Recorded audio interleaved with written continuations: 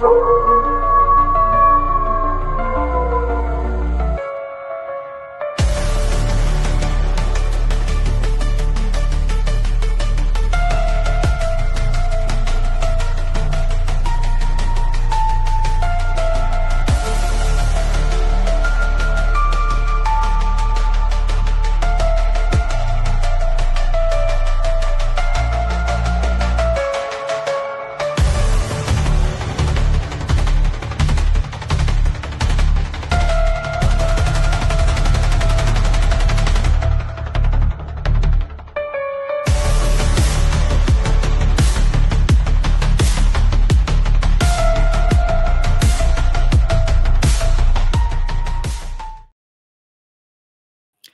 good afternoon, everybody. Good morning.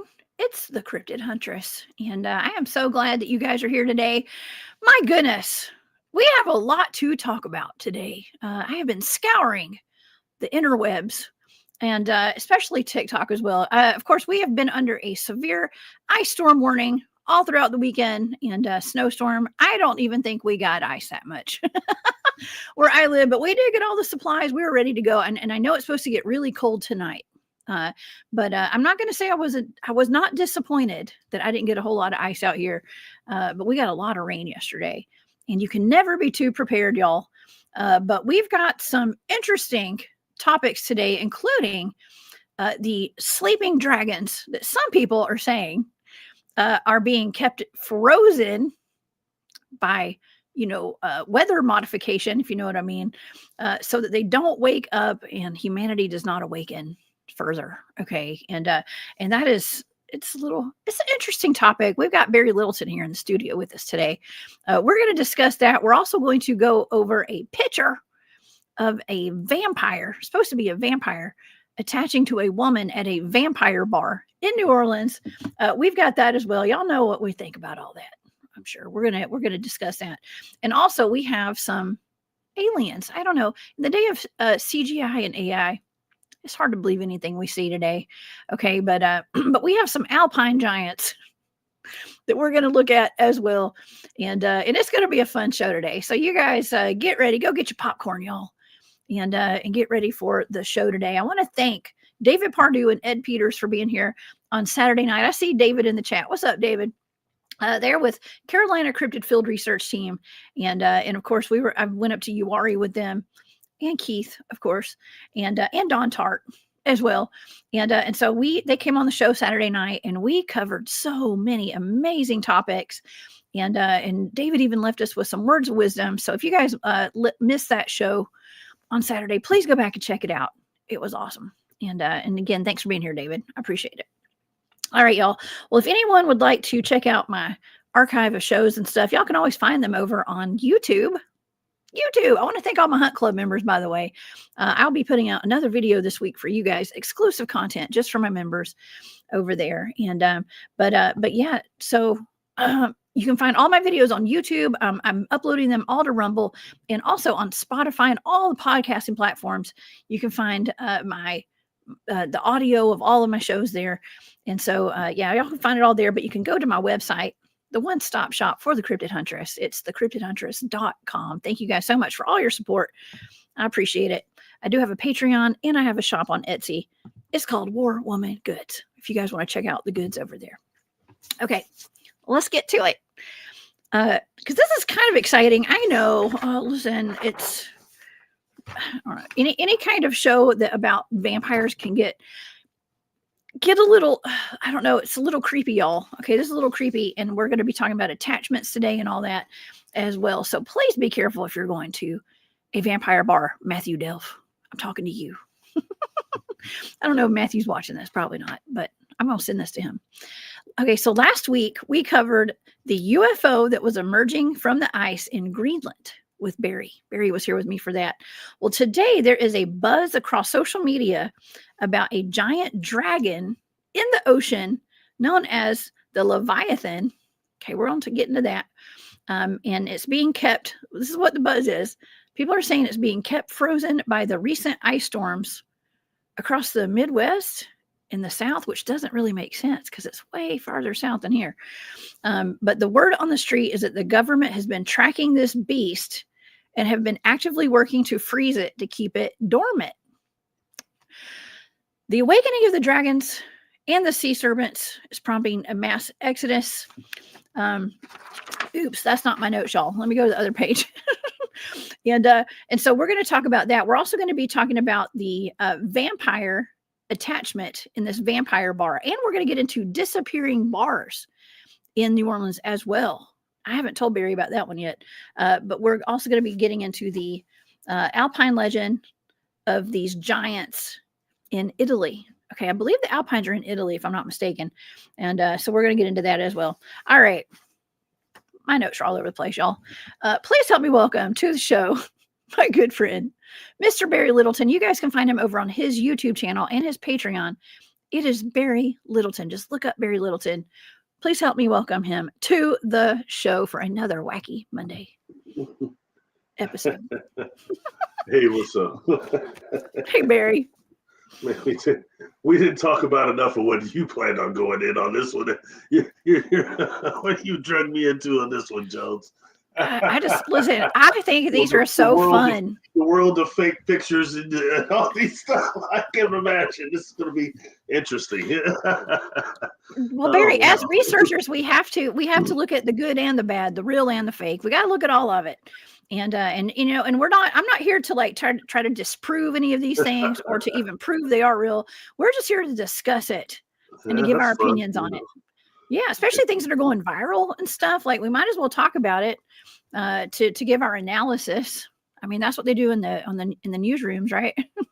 Yeah, we're today's news. You know, which is mostly all negative reporting. You know, sometimes I find I can't watch the news for all that long because just so much negativity only. Not that that's not reality, but it's like, man, it doesn't do much for one's mood. You know what I mean? So to be abreast of current topics, current events doesn't always suit one's positive outlook on the world. It can turn you into being manic depressive if you watch too much news. You know what I mean? Yeah. Oh, yeah. No, I don't watch the news at all. I try not to. But, you know, we just had this snow/ice storm, and a lot of people have been affected by it severely, especially through, you know, Tennessee. I mean, I honestly have not watched the news too much about it, but I know that I was kind of on edge over the weekend, especially last night, worried about the ice and the power going out. Okay. I think that was the biggest concern, was the power going out. And we were lucky enough to not be affected so far by any of that. I even got out and ran an errand yesterday, actually. But anyways, people are affected by this stuff. And there's no doubt there is weather. This is for entertainment purposes only. There's weather modification going on. If you just look up into those fine lines in the sky, something fishy's going on, Barry. Okay. But could it be to suppress the dragons? That's the question. Would this be Pete? Pete, is it Pete? They try to suppress Puff. Pete. You mean Puff? Sorry, I was joking around about that. But no, you know, seriously, talking on the subject of weather modification, I've said it before. You know, there's a gentleman. God, I have that book in here somewhere. Anyway, gentleman, Trevor Constable. And he wrote a couple of books, but one I think is the best was probably Cosmic Pulse of Life. Mm-hmm. And he had done a lot of weather engineering for like the Navy. And it was these simplistic orgone type of devices. And a lot of people know what the Cloud Buster is, but he had a lot of other ones like the Magnum and these other, the Tornado, these other things, the Spider, these other things he had built. And they were used, what they would do was use like the currents of the striation of like the sky, the ley lines, to actually move clouds. And it was you know, he before he had died, especially just after he got to the hospital, I was looking at something he was doing. He was offering all his research because he was probably going out, you know, about to pass. Yeah. And he was offering all his research up, and his wife and somebody, and they shut that down, I think, when he passed. Oh, no. But it's interesting, and it's just so much more. Those devices are so much more simplistic. And I've done some videos over it. But there are like some articles and stuff that appeared in some of the papers that were talking about the weather modification he was doing and bringing water to desert type of areas, small areas with these devices. So, I mean, that's just weather engineering at the basic principle, let alone if you want to go into these pyramids and different things that you and I have talked about in the past. Mm-hmm. And also things that go into technologies that are much more advanced than just simple cloud buster and orgone collectors, which is still cool, which is still cool. Mm-hmm. Yeah, I went down the rabbit hole this morning with some of this weather modification stuff, and I saw an interview that I don't know who this gentleman was. He was a meteorologist, but he was maybe formerly on the news, I guess. But he was being interviewed by Tucker Carlson, and he straight up said, and this is, like I said, this is for entertainment purposes only. I'm only reporting what I heard, okay, and what I've read and stuff. But let me quote this because I actually took notes. I always take notes, y'all. He said, how do meteorologists on TV know exactly where a storm is headed 7 days ahead of time? They're handed a script. This is for, like I said, for entertainment purposes only. This is what this man said. They're handed a script by Lockheed Martin and private defense company Raytheon with their plans. They supply and provide the script for the forecast to the local meteorologists across the nation. They toe the line because they need their paycheck. These storms are being manipulated and steered. Is what he said. And this guy, I believe he was a meteorologist. Okay. But anyways, it is for entertainment purposes only. And so there's no doubt there's something fishy going on. Okay. And I asked last week, Barry, I was like, if they're doing this modification, why are they not stopping this? You know what I mean? Remember I said that? I was like, why wouldn't they stop a disaster from happening? Raytheon is out of my hometown, where it was the main thing, one of the main things. All the aircrafts came out of my city. Raytheon, which really used to be Beechcraft, I believe, not Spirit now. Boeing, Learjet, all of them came out of my hometown. That's where we're the air capital of the world. Oh yeah, very interesting, But there's who knows, but I think it wouldn't be what would they be stopping from happening as much as they'd be what are they creating and starting. Oh yeah. Well, all over TikTok, one of the trusted news sources, that's a joke, y'all, okay? Our trusted news source, but it might be a little better than some of those news agencies, just saying. It's real news first, okay? Straight from the horse's mouth, I guess you could say. But last week we talked about the snow caps, ice caps melting, and like that Greenland UFO being exposed in Greenland. Okay. And now today we're talking about a possible, like what they're saying on TikTok, of course. I'm not saying I believe this, but they're saying that they're trying to freeze the dragons through this weather manipulation and stuff so that they don't wake up. And the dragon that a lot of these people are referring to is actually down there at the very tip of like Venezuela, I believe, in South America. And it's like Antarctica is down there. So like in between Antarctica and Venezuela, there's supposed to be a dragon, and it's in the ocean. And it does look like the snake's head. It does. Now, let's go ahead. Let me just pull some things up here, Barry. I was going to ask you, as much as this, you ain't got no maps. Pictures. Show our brother some maps. Show me the maps of the dragon head. The dragon head. Well, let's see what all we got here. Let's start in the beginning. Okay, the Leviathan. All right, now this is biblical, Barry. Okay, Let's see. We got the vampire, the Leviathan in the ocean. Let me just look up Leviathan first. Okay. I'm sharing my screen. Just give me one moment. Revelations, right? In the Bible, correct? Yes, I believe so. Yes. Here we go. All right. These are just some pictures of the Leviathan. Okay. And it's basically a dragon. Okay. It looks like a dragon. Here, let me read. That one looks like the Kraken from the original Clash of the Titans.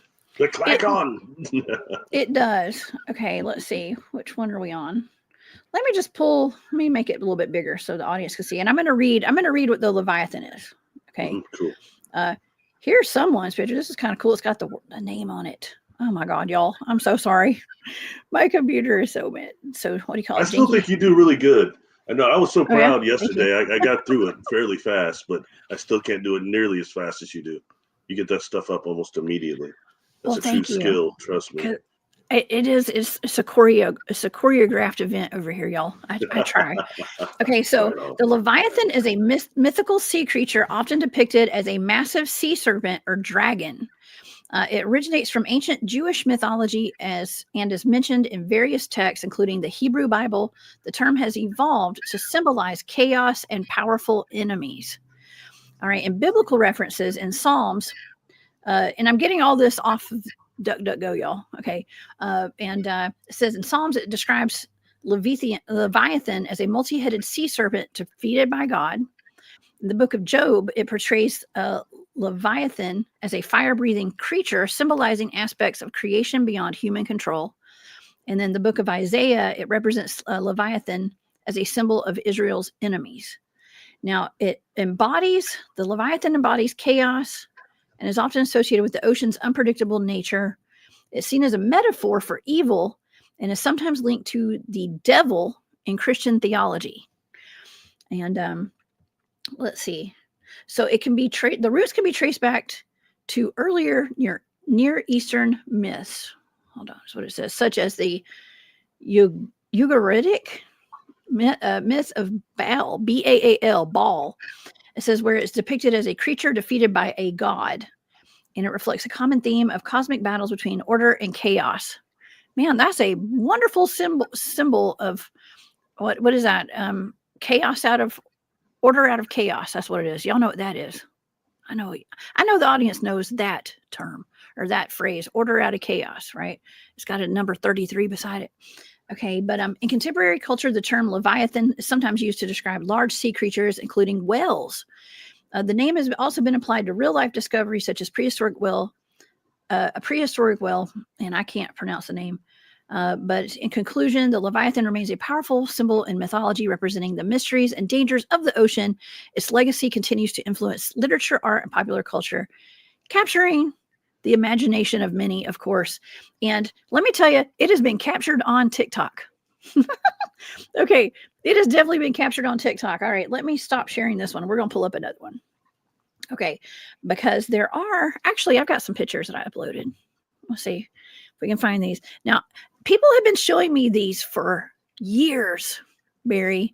As a matter of fact, I think that Eric Tesherman came on the show, or I went on his show at some point, and he was showing me all these pictures. Maybe we weren't even live on a show. I don't remember.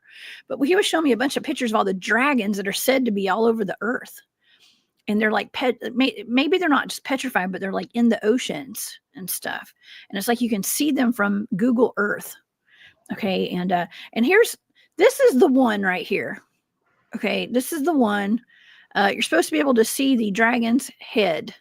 Okay, now that's the United States up at the top.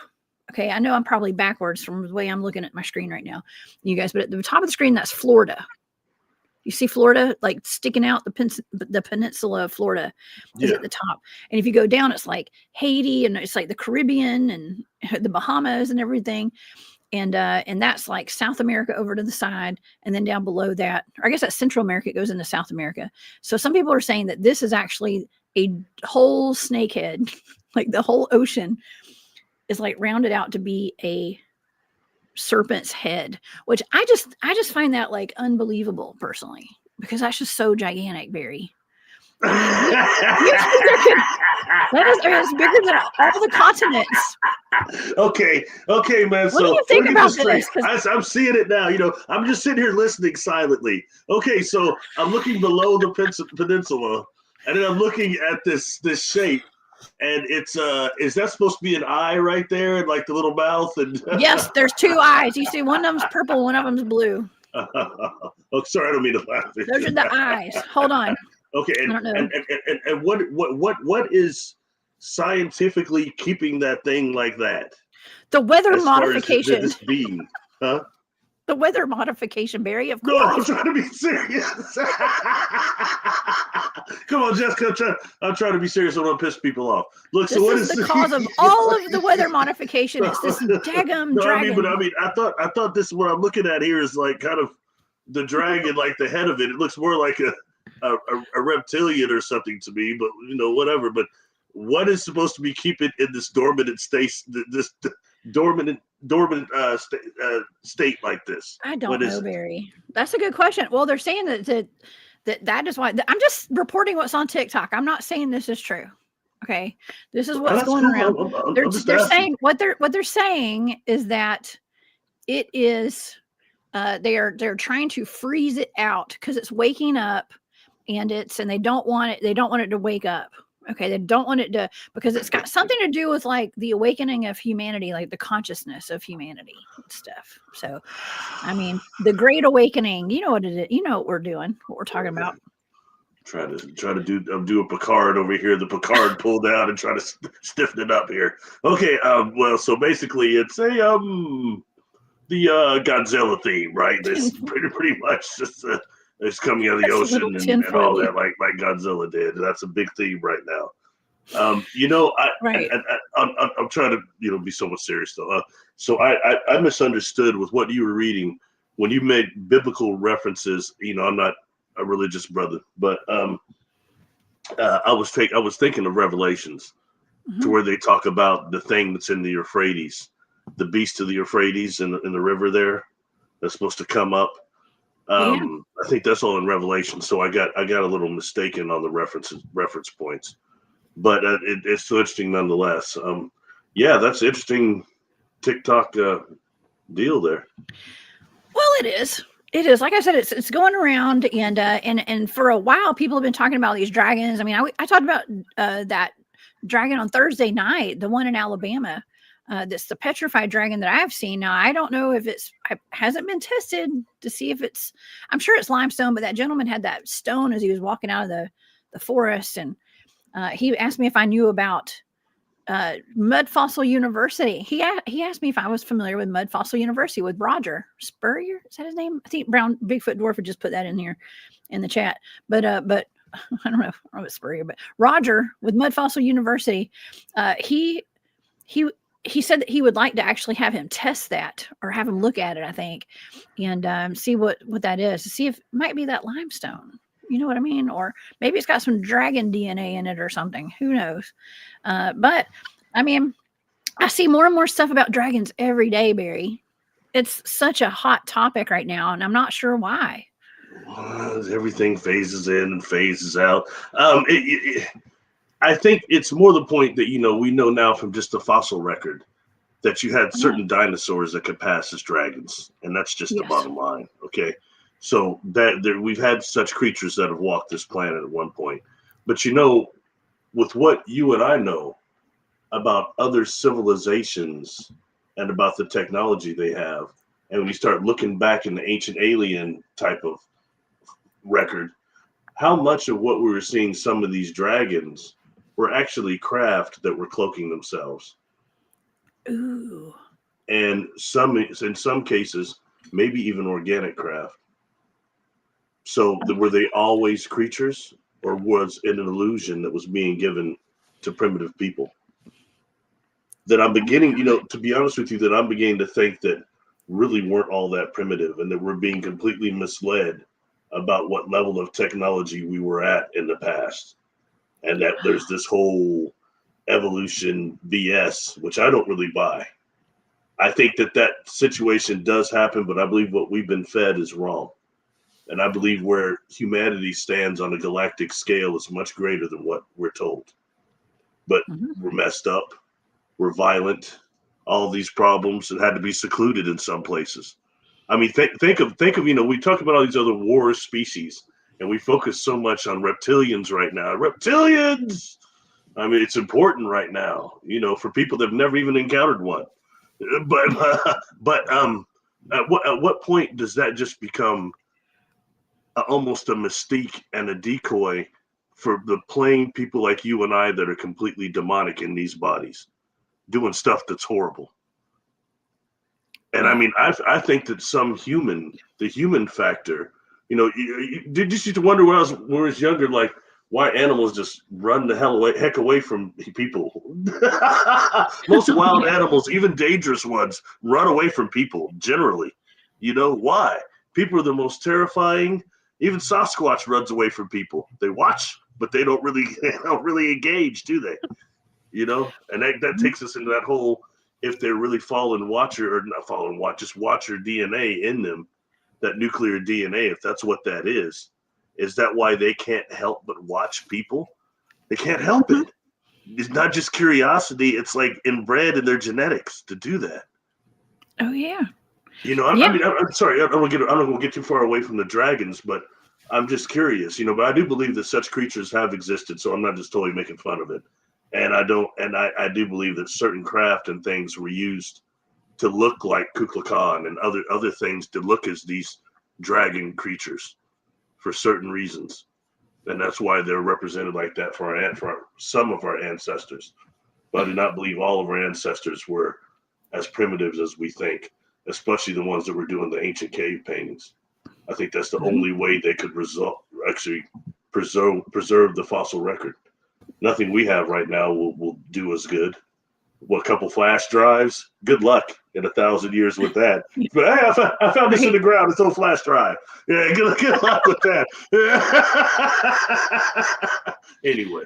Yeah. Well, I love what you said a while ago about the cloaking abilities, and maybe some of these craft, maybe they're UFOs that were cloaking themselves as dragons.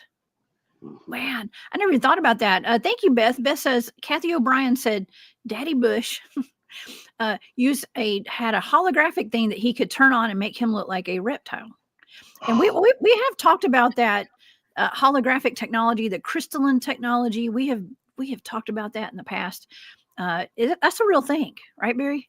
Yeah. Hey, what's up, Beth? Sorry, I didn't get back with you. I'll message you after we get done with this today. Sorry about that, Beth. I got swamped with some stuff. Yeah. Well, you know that you know, something else I'd want to kind of incorporate it there also with that. I agree with that. And is some of these are seen in the sea, and how many you of I have covered sea serpents several times. I think I've even given you a target of one of them, and including like what's called the K-Moss. And that's more the Olympic Peninsula there. But, you know, a lot of times these sea serpents, they're reported to having almost these horse head looking tops that almost looks dragon-like in that way. And there's some type of an eel that has that type of almost, it's interesting when you look at how many of the sea serpents are described as having almost a horse head type of deal. You know what I mean? Yeah. So anyway, it's just food for thought again, you know, when dealing with what sea serpents and these leviathans and all these things from the sea. And when we get into the sea and we get into the natural portals that we know, and you know that you have scientific evidence from your team, these portals that appear all over the earth, a lot of them are unstable, and it's crazy to think that it's any less within the sea. When you start dealing with those type of dimensional forces under the water that deep, you're dealing with all sorts of different natural portals and holes and things that these things can slip in and out, you know, especially if they're craft attuned to do so. Oh yeah, absolutely. You know, and you're right. They do. A lot of them do There's have one. kind of a horse Good head. picture. There's one. See, look at the horse head. There you go. Great pull right there. Yeah. But like the eel type of thing going on with it. Yeah. And you know, when I met that gentleman that actually turned me on to what the K-Moss were, he had said that he worked in a cannery somewhere in the Olympic Peninsula. He said where, I can't remember now, but he had said that in the back of the cannery, they had these nets that had these big holes in them. And it was because they had these things that were called these K-Moss, these eels that would eat through the net and take the salmon. And they followed the salmon up the salmon run. That's what he said. Oh, he said that no one could catch one. Hardly anyone ever seen one. These K-Moss, yeah. But yeah, you know, it's just interesting. We start hearing stuff like that from people that live in the areas. You know, yeah. Well, anyways. Hey, Daniel is letting everyone know I'm not the only one who's been following this. Daniel knows too. Thank you, Daniel. I also heard the Leviathan is waking up. That's why we're having this cold, to keep it frozen. That's right. That's what's going all over the TikTokies right now. And and I don't know. I mean, and like David Pardue's in the chat. David said the ocean is too warm to freeze this thing, to keep anything frozen, right, Barry? Like the ocean, it just doesn't really make sense. I'm just saying. It just doesn't make sense. Just a thumbs up on that. Yeah, but it makes for some interesting videos on TikTok, watching everybody freak out about it. You know, it's almost like, look over here, not over here. You know, like I don't know. I feel like I was watching somebody's podcast. Can't remember who it was. They were talking about there's like some kind of I hate to put it like this, but some kind of like demon of like wasting your time. You know, it's like the wasting your time demon, and you know, it's almost like if that's the way you want to look at it, that's cool, because it is kind of crazy where you know your attention is just like here when it could be on other things, but you're just like wasting your day away online looking at crazy videos. Maybe you're wasting your time watching my show right now. I don't know. I hope not. I hope we're bringing some kind of relevancy to something. No, you cover multiple topics. And a lot of times you and I cover things that are highly relevant. This may not be it, but most of the time. Right. You know what, on a serious note though, and something that I think is not acknowledged enough when we deal with these quote unquote creatures that of destruction, all these other things, is what, you know, has really bled through when we have these nuclear tests and these hydrogen tests that we've had all in our atmosphere, in the sea. What happens when you start truly ripping into dimensions and vibrations and frequencies like that? How does that seal itself? And how does that stop things from coming through? A lot of things that might be more terrifying than we can't even perceive visually.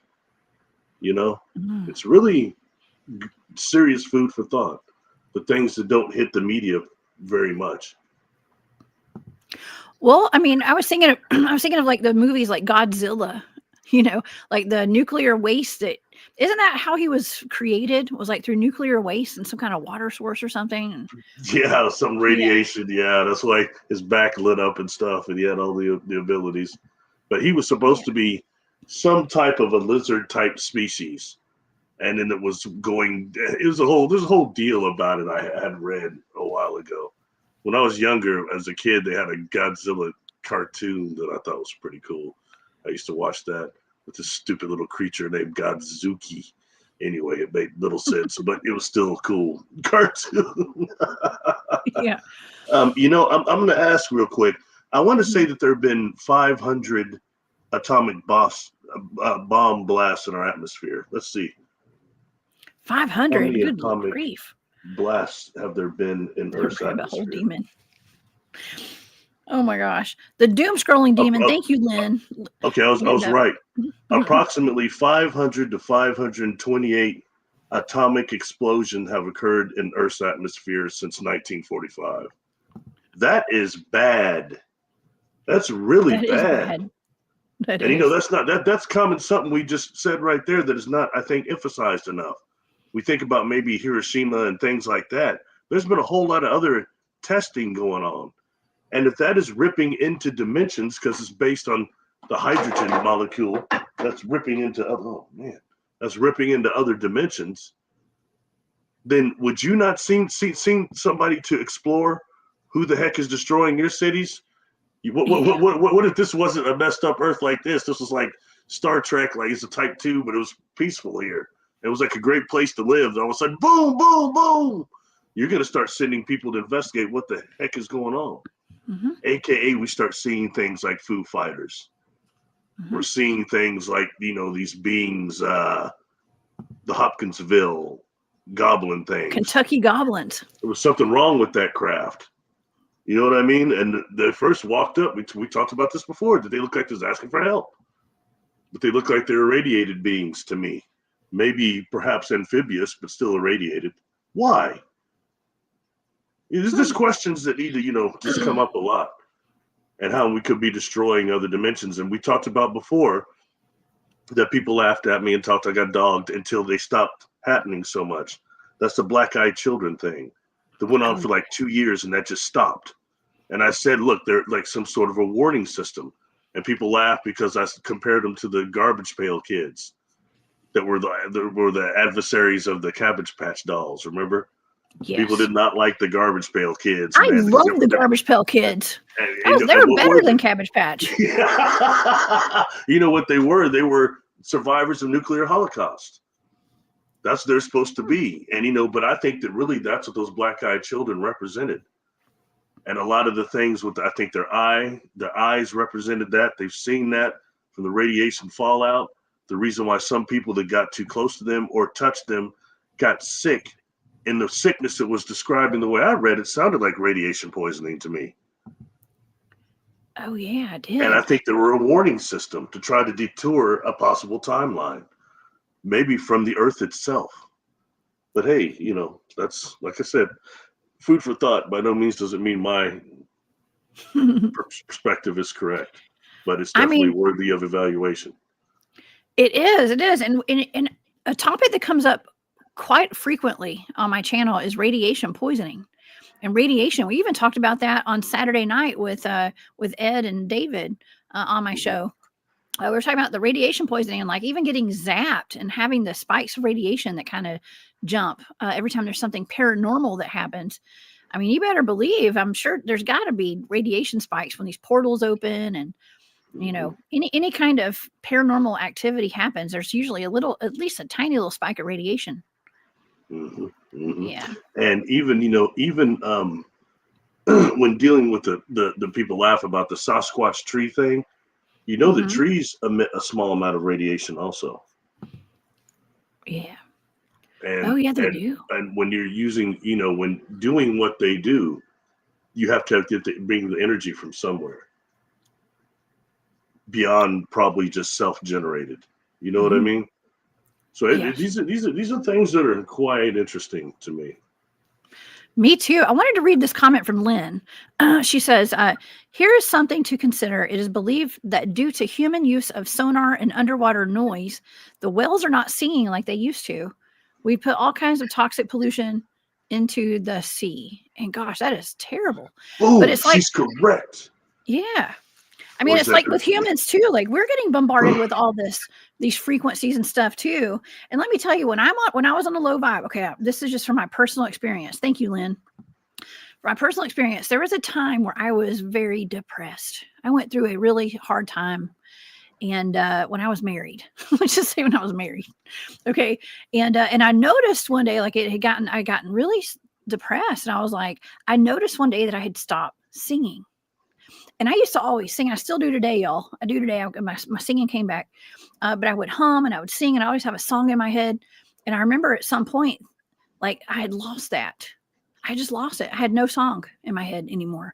And I thought, man, this is really bad. Like I knew that things were bad when I did not have a song and it was just like, that was me being on a lower vibrational frequency. And I feel like that's kind of like this like we brought up this artificial weather manipulation, where all the stuff that's going on right now. I think it is kind of lowering the frequencies of everybody.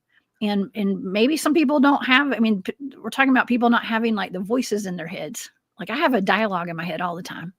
A lot of people don't. Maybe it's because of the frequencies. Maybe we're all supposed to have them. Maybe those are robots. Maybe they're NPCs. I don't know. There's a lot going on here, Barry. That's very. Oh, sorry. Go ahead. No. Go ahead. Well, I said that's very astute, actually. Mm-hmm. In regards to what they just said, I don't know if I don't know if that Lynn is a he or she, but I went to school with a Lynn Parsons. That can't be her. I don't think. Anyway, but that's why I like the name. But anyway, what they're saying is correct. I had talked about this a few years ago, and it's before the Havana syndrome and things was so much in the center of media like it is now. But it was, excuse me, it was something I had noticed about the whales and the whales that were beaching themselves for a while. Like whole schools were beaching themselves. Yes. And if you look at those pictures of those whales, their tails were turned vertically. Whales don't swim back to back or side to side. Those are sharks. They swim up and down. Their tails go up and down. Something had bit their tails. Really? And caused them to beach themselves. And that's some type of a sonar type of sound weaponry like what Lynn is mentioning there. and it was something that was destroying that. That was a problem for a while. I believe it was mostly schools of pilot whales that were doing it, and it was seen. So I've done a video on that, and there's a certain type of is it scalar wave of some type that can create a bend like that. Anyway, it's on that video. Sorry, I can't recall it correctly, but and that in turn is destroying, and manipulate what they're saying about the singing and the songs. And you remember how even I think it was Star Trek 4 that represented the whales, and how the whales and the songs of the whales were were a part of Earth and those ships that were coming in. And then when the ships came in the future, there were no whales to respond. So they were declaring war upon humanity. But when dealing with that, I think that's serious, really, really, really good thought, and dealing with what is the resonance of this planet and how is it kept within harmonic range and resonance. That's something that my brother deals with a lot. And he's really into those sounds that are created natural by our atmosphere. They're like can be picked up by oh Lord, I want to get roasted here because I'm not a musician. The theremin devices that pick up like the natural almost, and like the sounds that come from space also and around the band of Earth and things. Anyway, it's just interesting, and when he's had a few contact experiences, they're not like me, but they use music to get through to him, both the ships themselves and the beings. So, and yeah, geometric patterns and sounds is what they use with him. My experiences are different, but I don't astral project like he does. He just goes out there all the time, man. He's always said, it starts when I'm real tired. I'm going, dude. It's after a gig sometimes, he says. He's going, dude, and he takes off out of his body. It's happened several times where I was I have to do a lot of things, but I can't just project like that. I was trying to always get the OB like that. I had to really work at it. You know what I mean? To where it's something that's come much more natural for him. So this is interesting, anyway. It is. Well, getting back to the dolphins and the whales too, it's like I covered this a while back. I think Eric came on the show. We were talking about how it's illegal. It's supposed to be illegal to talk to the dolphins in the wild. Like what is going on? I mean, they've made them into super soldiers, dolphins with weapons on them and stuff. It is wild. There's something about the dolphins that that's trying. I think it's kind of being hidden from us normal humans. But dolphins are, they say that it's really good for like a pregnant woman to get in the water with the dolphin. Like it helps with the birth. You could have like a dolphin birth or something. I don't know. Humans with dolphins in the vicinity when they're giving birth. Something about the sonar they put off or something. Man, there was this lady, and I tried to talk to her. I'd heard a story from some people that had met her, somebody that I really respect that's really advanced in my town. They met this lady, her name is Laura, and apparently she had like some sort of a cancer or something, and she tried to take herself out to a point of no return and swim out and like to kind of do self-termination. Oh, self-deletion. And got out there, and these dolphins surrounded and pushed her back to shore, and that they sang to her the whole way back. Wow. And that when they beached her, they beached with her until help came. And they could see these dolphins wobbling back off into the water, and their backs got scorched by the heat. And supposedly her cancer went into remission. And she says that they healed her, and she can still go to that area and can recognize some of those dolphins because of the scratches on their back, the scars on their back. So she accepted my Facebook friend request, and I asked her about it, but she wouldn't respond. So I don't know, but that's the story I was told by somebody very legitimate that met her. And I think that's just fascinating. You know what I mean? Beautiful. So, yeah. I don't. Maybe she had maybe she was a dolphin in her past life. I don't know. I don't know. I mean, I don't doubt it at all when you start dealing with, also something like I remember I almost got kicked out of, it was like a 500 level class, psychology of consciousness. Why'd you get kicked? You almost got kicked out of your class. Yeah, I got into it with the professor. I was a little different when I was younger because I had got this question wrong, and it stopped me from getting an A on this test because the question was, does the size of the brain determine amount of consciousness? and myself and everybody put like yes on there because that's something that we had went over in like lecture. I'm pretty sure. And he marked us all wrong. And I started saying, but that's not true. If that's the case, how come whales and dolphins have brains more complex than ours and larger? And he said, not more complex. I said, I think they are. Because why is it they can emit sonar? And especially dolphins, they can emit sonar, and the vitamin B complex of the brain responds to sonic waves. So that's why that part of the brain is more developed for them. And he goes, well, how come they're not dolphin cities then? And I said, well, because maybe they're more like the ancient Africans and the Native Americans. The closer to the environment, the more natural the connection with spirit and with the planet. And he goes, oh, you're just full of it. You're full of the light. You're one of those people. You're full of the light. That's what he started saying to me. Dr. Klingspor. Never forget this cat. Because I thought his name was weird because that sounds like Klingon to me. But anyway, how dare you be full of delight, Barry? Yeah, how dare people you? kind of raising their heads, and we kind of got into it a little. But the point is, and the fact is that as mammals, which is what both those creatures are, whales and dolphins, that their brains are very developed, period.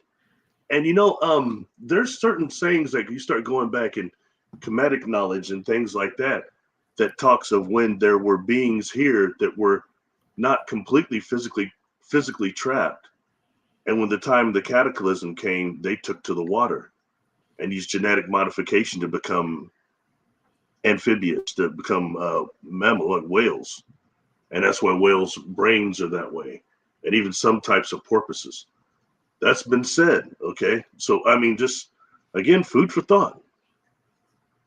So everybody's so tripped out on the octopus right now that it's just gone insane. But you've got the dolphins and the whales, too, that are just as impressive, I believe. Absolutely. When you're looking at brain structure, definitely. Wow.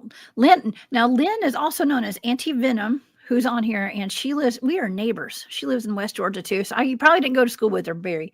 And I believe Lynn has search and rescue dogs too and stuff. So spent some time in the military, I believe. Okay. So thank you, Lynn. She says, I worked with dolphins a couple of years. They each have distinctive personalities, markings, and will definitely get sunburnt. Yes. And do you remember Polaris Jack? The thing about Polaris Jacks? I bet she does. I don't know. You remember that?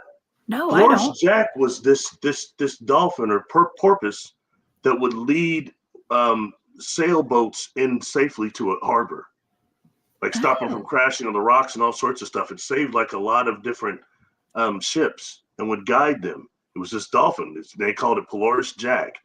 And then one day they start shooting at it or something, or trying to kill it. And I don't think they killed it, but it disappeared and was never seen again. That's the legend of Polaris Jack. Yeah. And they were saying that like Flipper was a sellout as far as dolphins go. Flipper was kind of a sellout personality wise. That's what these cats are saying. I don't know. I was listening, but they were talking about Polaris Jack. That's been, a decade ago or so. But I just thought that was a really interesting kind of analogy. You know what I mean? Oh, Flipper. That was a great movie. When I was growing up, I used to watch Flipper. It's a movie about a dolphin. Yeah, the TV show. Yeah. I don't know how you could diss a poor dolphin that was forced into captivity for that show. Okay. So those people are mean. They're just mean. Well, if you remember, that's what Jaws 3 was all about. The captivity of marine deal. And then once after seeing that movie, Blackfish, oh my gosh, that's horrible. These ladies after this conference in Florida wanted me to sit where as BNRB. They said, have you seen Blackfish? I was like, no. And we sat there and watched it. Boy, that was depressing and horrible. That was horrible. Don't you think? It was a horrible movie. Yeah. I mean, it was just true. I've never seen it. Horrible. Okay. I don't think I've seen it. I don't like horrible movies.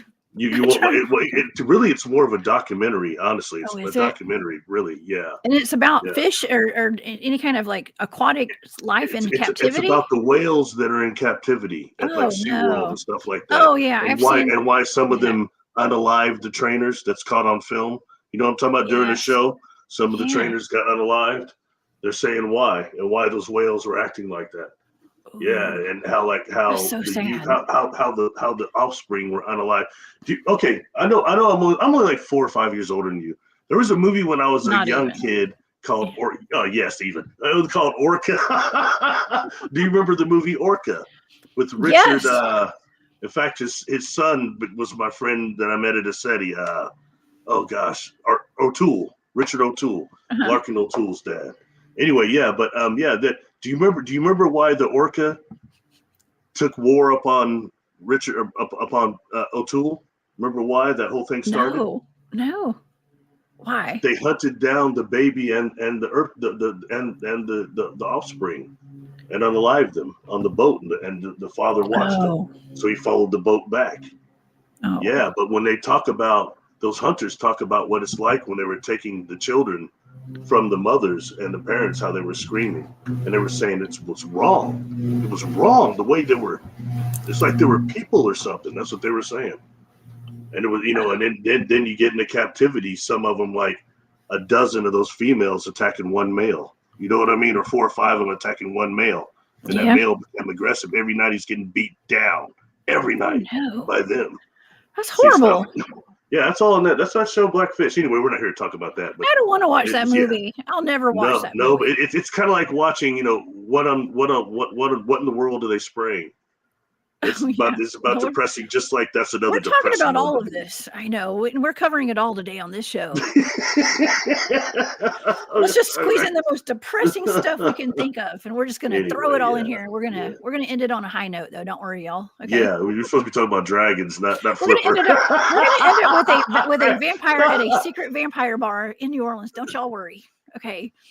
Let's go to that right now. You want to? We went enough far on that. Man, I'm always down. Talk vampires. It's so interesting. I find the bar thing interesting. For one reason is that, of course, you and I, we both have a friend, a coworker that I think he was pouring some drinks for some ghosts in his bar. And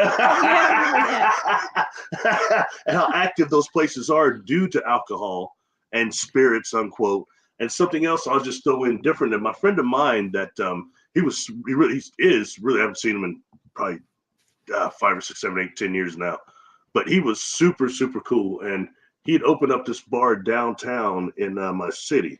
It was a smaller bar and it was pretty successful, And I remember after my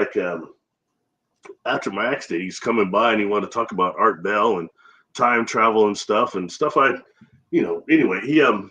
he said, Littleton, he's what he tell you, come Larry Mondello. He looked like the guy from Leave It to Beaver in old style, Larry Mondello. Mrs. Cleaver, that guy. But he's saying, Littleton, he was have to watch you sometimes because sometimes you're like them. I said, what do you mean like them? He said, you disappear. You just disappear from the bar. He said, you come in. I remember one time you came in and I said something. He said, I told him something about his partner that had just passed away that was our age. That owned the bar with him, and I said something. He said something that it's like it came directly from Matt. And then I turned back around. I got your Michelob. I turned around. You were just gone. He said, but that's what they do, man. I said, what do you mean they? And he said, man, he said, they're these people. He said, but they're not really people. He said, they come down and they stand in the bar and they just don't do anything. They don't buy anything. They don't talk to anybody. They just kind of stand and watch. To where it makes you uncomfortable, like you'll tell them maybe they need to leave or something. But then you turn around, they're just gone in a blink. They're just not there anymore. And he said, man, right after I see them, a fight will erupt in the bar. Always big problems, arguments, and things will just start going wrong. Only when I see these beings. And he started saying, and I think they haunt the old downtown. I think they go around a lot of the buildings down there causing crap. Yeah, they do. And it was just fascinating because that's what my grandmother and my mother would have called haints. They called spirits like that haints. Yeah. Anyway, so just when dealing with the bar, I just thought it's cool and interesting to incorporate that in there when we start dealing with inorganic beings that can pose and project themselves like us to our eyes, especially when we're influenced under alcohol and things like that.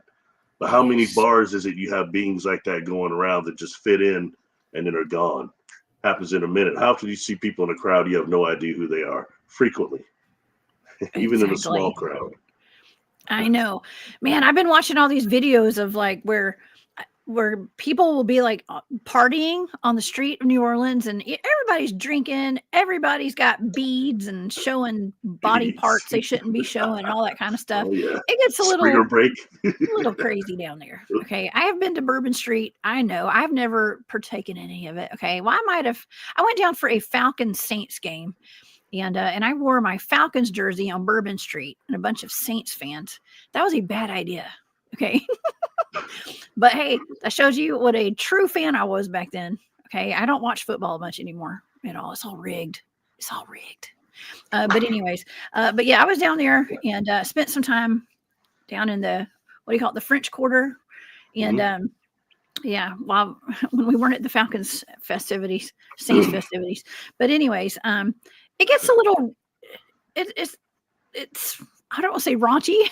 Raunchy is not the word, really. It could be, but it gets a little crazy down there. Okay. But I've been seeing these videos where people are walking up to like strangers are walking up to people while they're not paying much attention, and they want to bump elbows with them.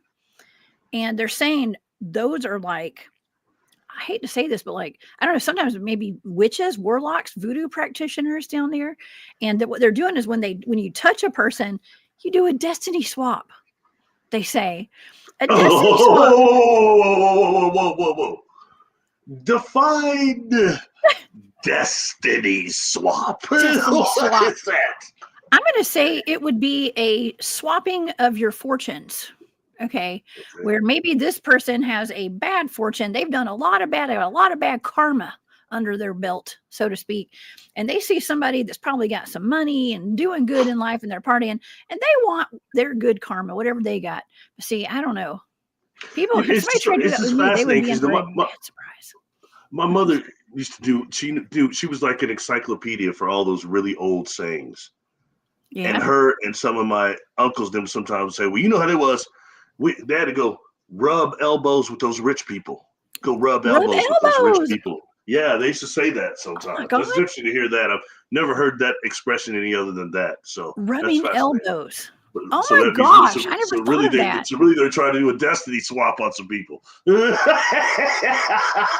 to get rich on a destiny swap. I get it now. Yeah. Right. I gotta go rub elbows with those rich people. Yeah, okay. I'm just gonna go hang out where the rich people go, and I'm gonna literally rub some elbows. Okay. Oh my gosh, that is wild though. Interesting. So, but that's going on. That gives a whole new meaning to that. I never even thought of that, Barry.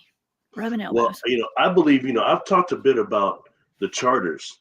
In fact, that nice lady yesterday asked if I would even do another live over charters. But the charters, I think like the first one that probably came into contact, sometimes if you're lifetime contactees, the first one may approach you before you're even 7. You may still be in the crib. And I think sometimes it's the first one that their job is to make actual physical contact with you, just to touch you, and not in a bad way, but it's a touch that something initiates with us, the contactee, as something that they're supposed to do as initiators and also charters of us. And it's weird because I think in some ways they're like Joe Dawson from Highlander. You would know who that is, but they watch the Immortals, the Watchers, a different type of Watchers. But how often, because our destinies can only be influenced so much until we get deeply into time control technologies ourselves, I think. But all sorts of things are going down right now. And, it's anyway, sorry. I'm going off topic too much. I'm way over there, man. I'm not going to do that this time. Well, okay. Think about plasma balls. That's nothing to do with this. Well, it's all good. It might have something to do with it. I don't know. Let's get into this picture that I have. Okay. I want to show the audience. I want to show you. I showed it to you briefly, and we kind of laughed about it a little bit. But this is a picture that's all over social media right now, and it's talking about within the past couple of weeks. A picture was taken at a bar. Let me see. Maybe I should read my notes here. A photo was taken recently at a vampire bar in New Orleans, believed to be an immortal vampire. According to, there's an author. Okay, and I pulled this off TikTok, y'all. So I did not fact check this, y'all. I'm so sorry. But this is what I wrote down. According to author John Greer in his book Monster. There's a creature that is described as he describes as an immortal vampire. Immortal vampire. Okay, so according to him, there are two types of vampires. There's mortal vampire and an immortal vampire. Now, let me get into before I show this picture, let's get into what this is. Okay, mortal ones have gone through Luciferian rituals in order to achieve immortality. Okay, and so ritualistic rituals. Okay, and then there's the immortal ones who have gone through the ritual, but they don't want to go through. I don't know what a second passing is, Barry. Do you know what a second passing is?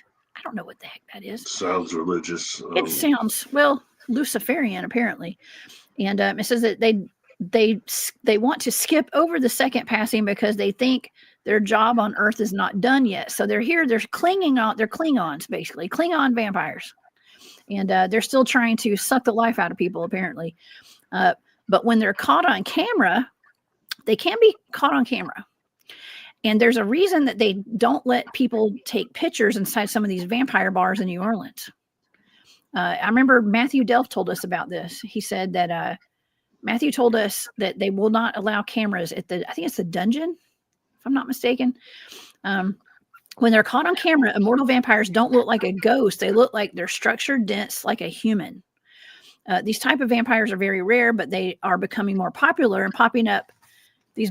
First of all, vampire bars are becoming more popular, and they're popping up all over the United States in some of the major cities, by the way. Okay, now there's been an underground vampire scene for quite a while, and there's one in Atlanta. They say, I don't know, I have never been. I went to all the clubs in Atlanta, pretty much. I would have known about it, I thought. Atlanta Live. Atlanta, back when I lived in Atlanta, I don't know of a vampire. I mean, I don't know. It might have been. I might have gone. Might have been the Chamber. I don't know. That could have been a vampire place. I've been there before. But anyways, there's also Atlanta's a fun place, y'all. It used to be. I don't know about now, but it used to be when I lived there. If there was a vampire bar, it would have been the Chamber.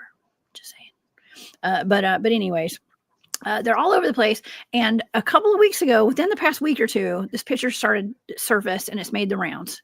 Now I'm going to show this to you guys. Barry, don't laugh. I'm just kidding. Just kidding. I can't tell you not to laugh. But this is a picture. It's actually quite eerie a little bit. Now, this is the picture that is making the rounds, and you can see that there's something that's like translucent, like an iridescent white color, and it looks like it's holding on to a woman in the side, the right side of that picture. Are you sure? There. I kind of thought it was doing the Running Man. The Running Man? I don't know. I thought it was doing a dance. Sorry. Could be. Maybe he's dancing. Looks like he's holding on to her though. But you know, Barry, we've discussed the whole attachments issue. You know, people that when they're drinking, when they're on a lower vibrational frequency, when they're blackout drunk, they have attachments that will, you know, spirits that will attach them, entities that attach to them. And this is I'm just assuming that's what this is. What do you think about that? If this is a real entity, it very well could be. Very could be. I mean, I'll be honest, looks a little CGI to me, but it very well could be. You know, that's reminiscent. You know, you've also got those attachments that are also somewhat alien or are alien, and they're also the same ones that jump on people too in that fashion. You know what I mean? You've got all sorts of different aliens from all different sorts of places, but some of them can be somewhat demonic too. Something that eats on, as you call it, the loosh. So it could be, you know, and as far as the vampire aspect, you know, since I find it interesting saying that some of them can't be photographed. When they're photographed, they look dense and things. But, you know, there's that whole adage that they, as shapeshifters, can turn into smoke. And, you know, when I start looking at those types of, that part of the legend of them being able to turn into smoke and things like that, it takes me into not just what we call popularly the jinn, but in this book, what they called the midway creatures. And they describe in this way the primary midway creatures and the secondary midway creatures. When you had those non-corporeal extraterrestrials that came here to Earth and started mating with Earth spirits. okay, and producing these non-corporeal beings, these midwayers. But these secondary midwayers are described very much as often being tricksters, being able to manifest themselves almost physically to us, and all the things we hear about the jinn doing, but other cryptids as well, or other supernatural beings as well. So I wonder, in cases like that, how often secondary midwayers could be involved. In this book, they even give a number of them are supposed to be on the planet. It's very interesting. I'm not saying that's correct and everything, but it's, again, food for thought. You know, so when it comes to both entities, whether it be inorganic, of the alien nature, interdimensional, who cares? They're hostile predators. And you've also got earthbound spirits that roam around like that too and jump people. So, I mean, you know, often they're not as quite corporeal as that, the ones that join with people. But anyway. Oh, man. Yeah, I mean, you can find videos all over the internet before AI got to be really a big thing, kind of like, I call it out of control. There's that video of that gentleman that was walking down the street, and it was like a CCTV film.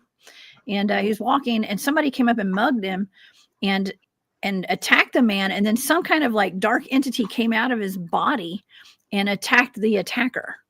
So that's a cool video. That's one of my favorites, actually. And I'm not saying it's definitely not AI. It could be. Okay. So what do you have essentially? What, demon fighting demons? Is it dark fighting dark? That's what you're saying, demons. Right? More or I less? guess so. Something like that. Yeah, the demon. Well, you know, there's also like those statues and like representations of people, like humans with like reptilians behind them, almost like they've got an attached reptilian to them. Have you seen those, Barry? Okay, well, say that again. It's like there's statues and like art, like draw. I don't know. It's kind of old. I don't know. I wish I had it right here. I pull it up, but it's like a reptilian standing behind a human, and they're connected. Almost like it's like a shape-shifting type of a representation. Yeah, you've seen the caricature, the drawings of Credo and David. Oh God, that may be what I'm talking about. It's like a connection. Yeah, you can see the shadow connecting, the reptilian connecting with the sex chakras of the person, and possessing them from that way. Let me see if I can find it real quick. I've got it in my database somewhere. But keep talking. I can hear you. Yeah. This is interesting. Gaia Love says, what's interesting is the blue beam, the blue column of light straight down from head to bottom of body doesn't strike me as a negative. That's interesting. Yeah, I mean, this picture could be anything too. You know what I mean? It's what's going around the internet, so I figured we talk about it today. But I mean, it could be a balloon for all I know. You know what I mean? But it does look like an entity. It does also look like an entity, and I know the last thing I'd want to do. I don't even think I want to go in a vampire bar at all. Okay, I really don't. I am a cryptid huntress. I wouldn't mind checking one out, but like I'd have to put some spiritual protection. Why would a positive being be manifesting there in that fashion? Just curious. That's true too. Maybe it's an in alien. That situation. Yeah. Anyway, could be an alien. Maybe it's one of she came there with an attachment, and it was trying to get her to leave. I don't know. I mean, it's hard to put any bets on. It's like, hey, it's time to get out of here. You know, it looks like it is whispering to her something. So, but that's the whole thing about these immortal vampires, and like explaining kind of like what they're supposed to look like. They're more solid than a ghost. All right, let me take this down. I'll pull yours up. Is that what you were talking about? Is this? That's exactly what I was talking about. Exactly. That's it. Mm-hmm. You're the one that probably sent me that, actually. Oh, great. Yeah, you sent me that. No, but you see at the drawing, and that was when Credo was describing, you know, how the first possession starts like from a holographic projection of them attaching to the sex chakra. See, that's what they're doing there, our lower chakra, and then possessing us from that level on. So, you know, and then that takes us into the things with the possible reproduction also that went on with them, that they're saying too, these hybrid reptilians and things. So it represents both that, my understanding anyway. But you know me, I'm no expert on reptilians. You know what? I wonder if dicyanin dye goggles could pick up on attachments like that to people. I've always wondered. I have these weird thoughts, y'all. Okay, They because might. man, You can see that stuff with the third eye, so they might be able to. Because man, I could have definitely used a pair of dicyanin dye goggles back when I was on the dating scene when I was younger. Okay, just saying. Just saying. It would help if you could see that people had, reptilian attachments to them. I mean, my life would have been very different had I had known that before I married who I married. Okay, so but I'm just saying. I say that joking, but I'm not. But I'm also not joking. Okay, because this is pretty serious. There's a lot of people with a lot of attachments, and and Barry, how common is it for people to have an attachment? And I don't mean just like reptilian. I mean spirit attachments. Oh, almost everybody. I'm gonna be honest with you Everybody. about that, especially when it comes to the earthbound spirit. Hmm. When it comes to that, I've had a lot of clients now, and of all the ones I've had, I had one person that didn't have anything attached to them. And you know what I did? I came back to them about probably 2 weeks later under a different guise, and we're doing something different. During that, I just popped in the Earthbound Spirit release and got 3 of them. Oh wow. And see, they left when we were meeting. They start knowing what I do before it happens. So, it took me a long. That's one of the reasons I recently had stopped kind of doing sessions a little bit, because it just trips me out. A lot of times before, I just started doing that, and they were already knowing who I was before I started. You know what I'm saying? So Ooh. they were starting running. But outside of that, every time, Jessica, and it's often people, some of which we met in the community together. We've been hanging out sometimes, and they're people that are really cool, and they'll always tell me, "Oh, there's no way I have anything attached because I've done my shadow work." I can't tell you how often Right. I hear that. And then we do something, and it may be something different. I'll do the Earthbound Spirit release like after regression or something, just to help them. And I'll, cross over 3 or 4 that are attached to them. They're looking at me like, "Oh my God, that was real. I had that stuff." They were always there. I said, "Yeah, it's your body, your consciousness." But the fact that they were doing these quote unquote protections and it didn't get rid of this stuff, it didn't work. You know what I mean? And that's just the bottom line. I'm not trying to put down what anybody's doing, but it's what I've encountered time in and time out. We're just people. Yeah. Well, We some are of stuff. us are just people. I don't know. Word. Some of Word. us, not all. I don't know. I know, But right? so I mean, so in that way, and something else is that in the sea of awareness around us, we're filled with inorganic beings.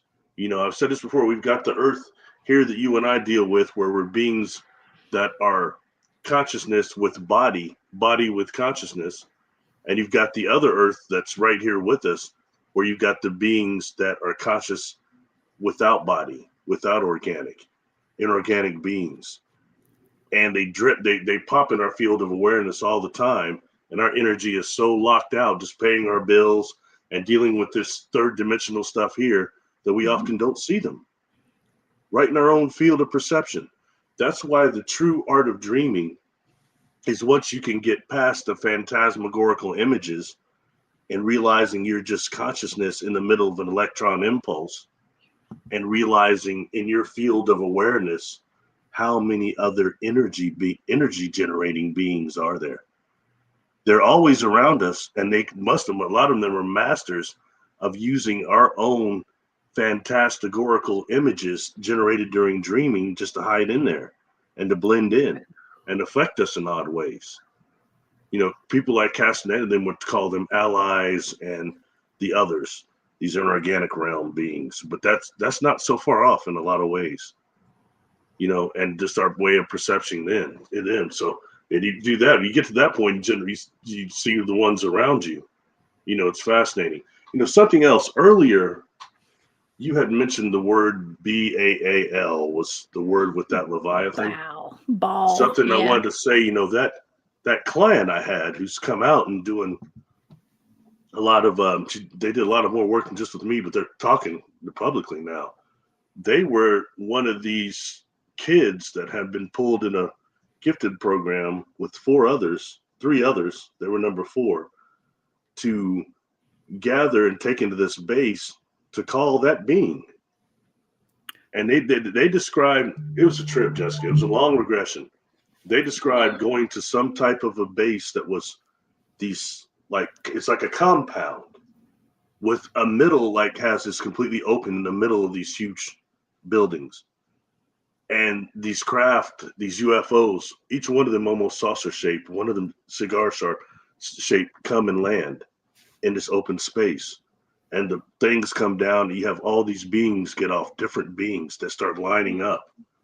And they line up around these children and turn their backs. Some of them, they can't look at the children. And then the children are used to call this being that you just named. That's actually the I don't know if it's a god. I don't know if I say that. I don't know. But it's the entity of like child sacrifice and stuff. You know, here's what's a trip about it, though. So that's terrible. So of all these civilizations, these different beings that were like a rogue faction is what they were that had joined. But for all of them, they needed these children to call this entity. They're not capable of doing it, not successfully. Wow. So when this being starts contacting with them, they're in contact with it. I started asking, what does it look like? And what they're seeing is they're describing goat faces and things like we would generally think when it comes to demonic. But, you know, I'm a sharp enough note, that's the screen memory. Went through that.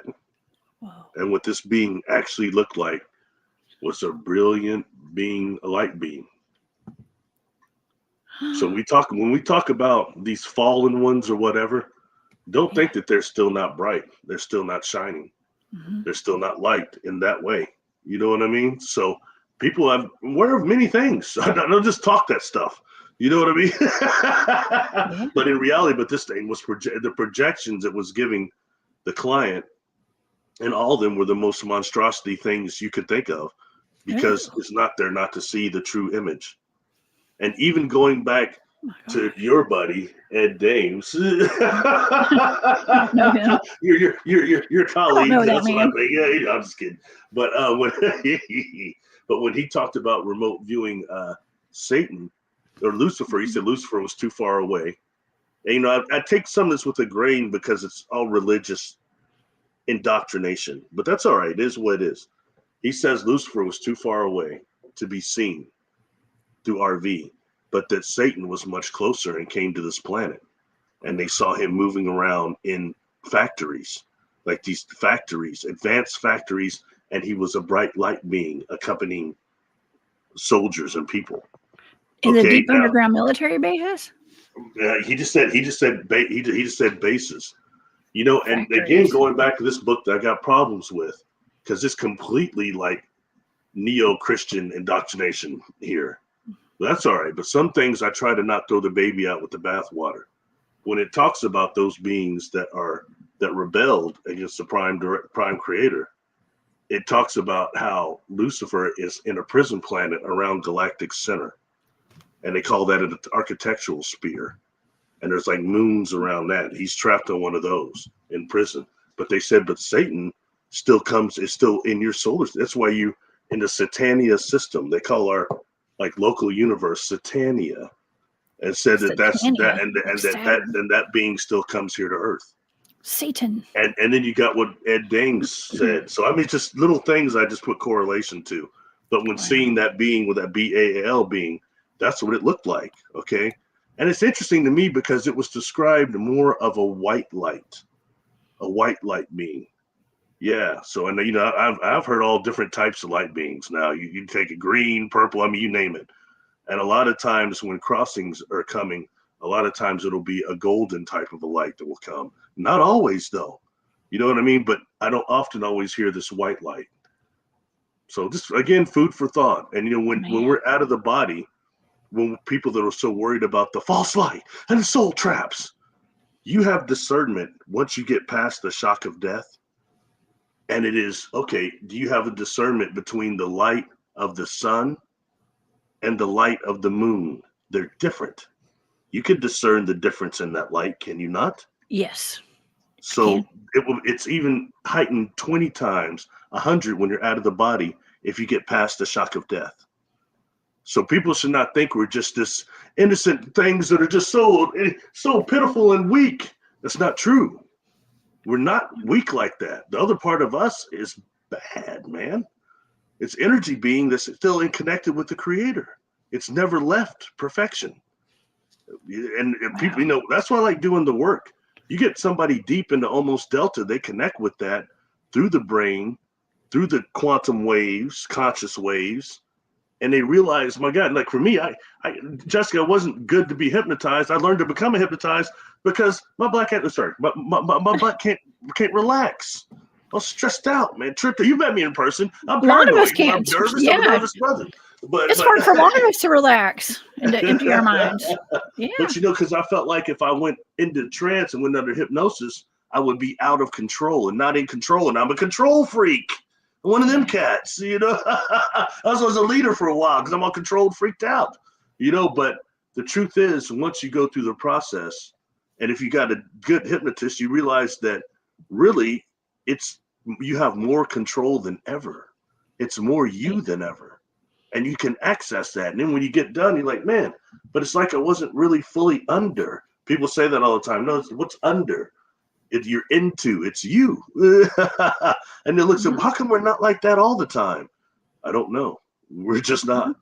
But we should be. And I think that's the next level. We're going to start being like that more, just as a conscious species. Anyway, I'll shut up now. We're supposed to be talking about reptilians and dragons and bars and ghosts and bars. But our stuff vampires. Always goes off, though. Vampires in bars and in bottles as well.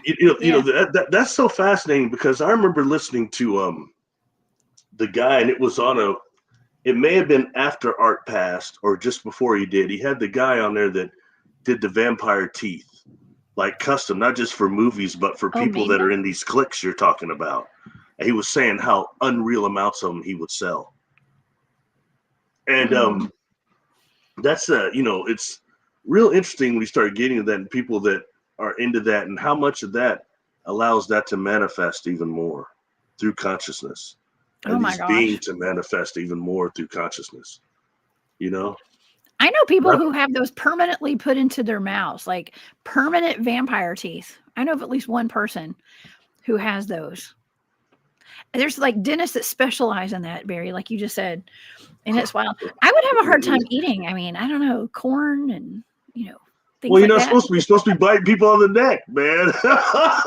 You come up to that's right. You don't eat corn. Put the eyes on them, man, and the next thing you get them, man. It's so interesting because vampires.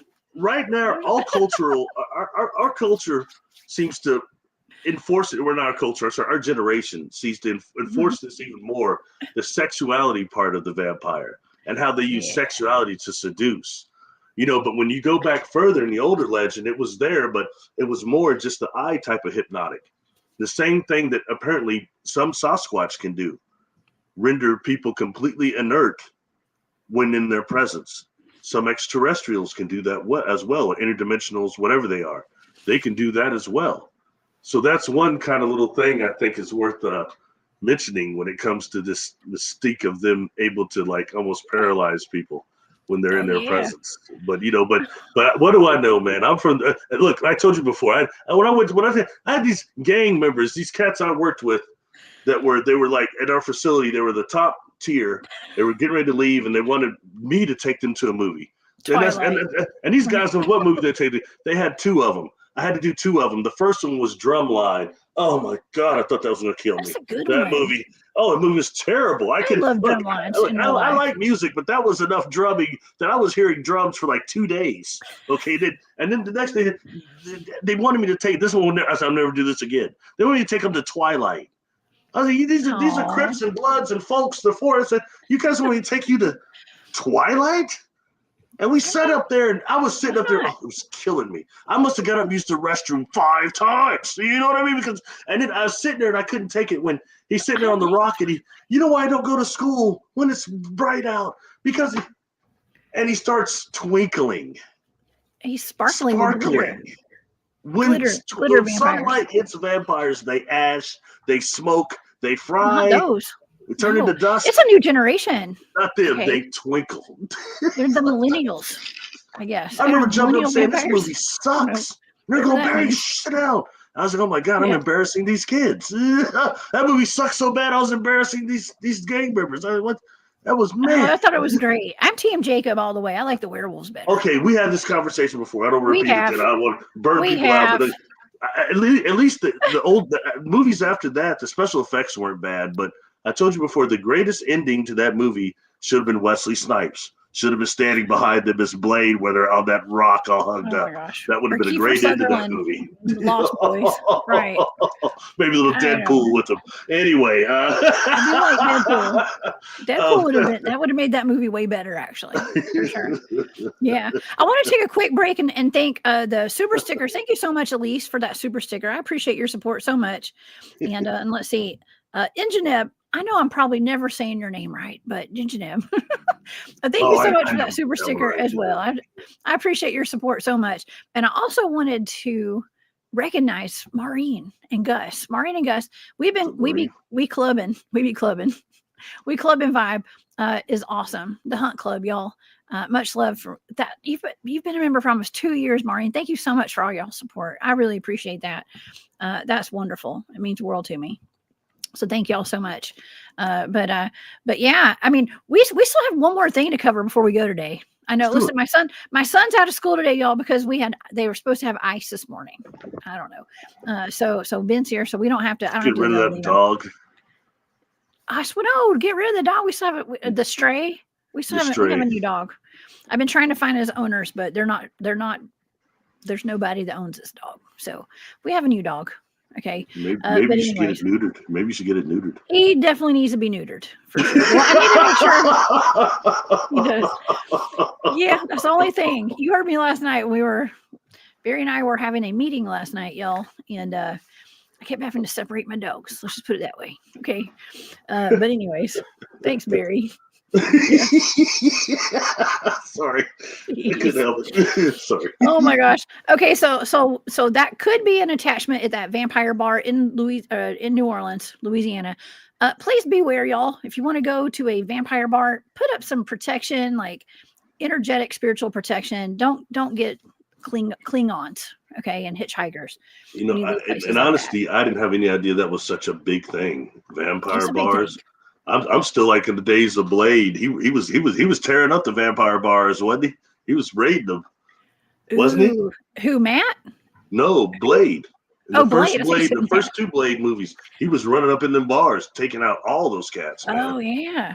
Yeah. Oh yeah. He was actually. There was the Daywalkers here, and it was trying to get out of there. They was partying hard before that. Oh, no. Oh my gosh. Elise, this is a good question. I wonder if Jessica or anyone has seen the kid in a different country standing on a street in the daytime. He clicks his jaw and shows his vampire teeth. No, I don't think I've seen that, but I'll look it up. I bet it's on TikTok. I bet. I'll look it up after this. And Valerie, thank you so much too. I just saw this. I have a lizard man born into my hubby. Oh my gosh. Valerie, thank you so much for being a member of the Hunt Club. And oh my gosh, lizard man and your husband. That is a little scary to think about as well. But okay, let's get into this last story of the day. Okay, this is the last story of the day. There are some alien ET giant looking things walking on the tops of mountains in the Alpines in northern Italy. And I did want to cover this. I have some pictures to show. It's a brief story. I've seen a lot of videos like this, actually, Barry.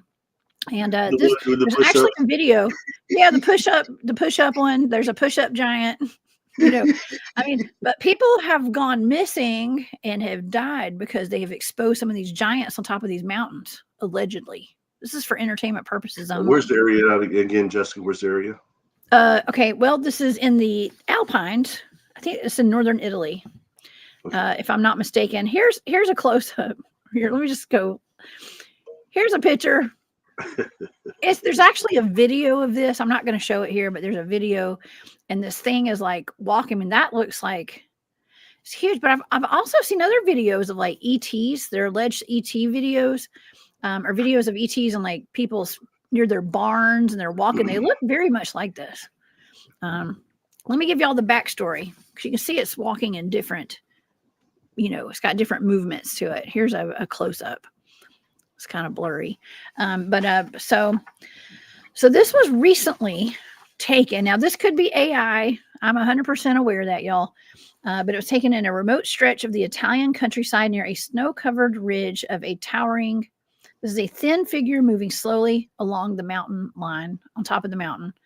Its proportions do not match any known animal, and its gait appears deliberate and watchful. They're calling this the Watcher.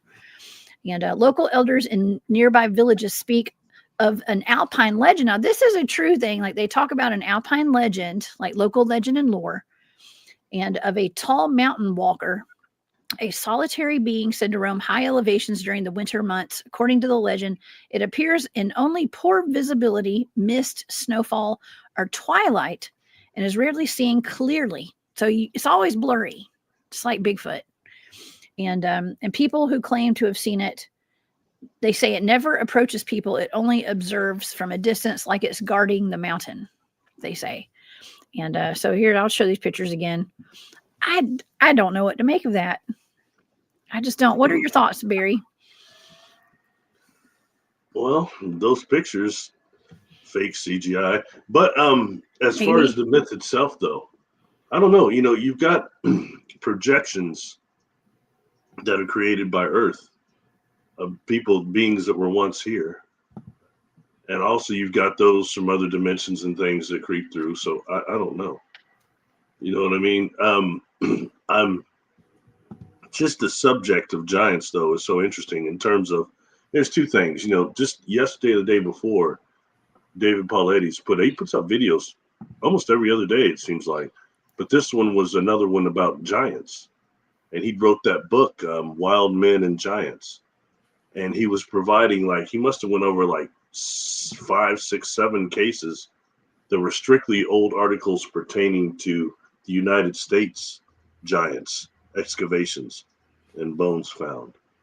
So, and then tying something else into that is one of the remote viewing targets I gave you in Peru concerning Gladys Cordova. And she had those giants she saw on that mountain. It was scaring her daughter. And those scientists went up there and measured the rocks, how tall these people must have been. One of them was up there stretching, the other was kind of sitting down, one of them stretching, and the other one stands up. The little girl's going, "Oh, I'm scared." She's speaking in Spanish. "I'm so scared, I'm scared." And there are always giants written on the rocks and in petroglyphs around there. And you see they're being seen.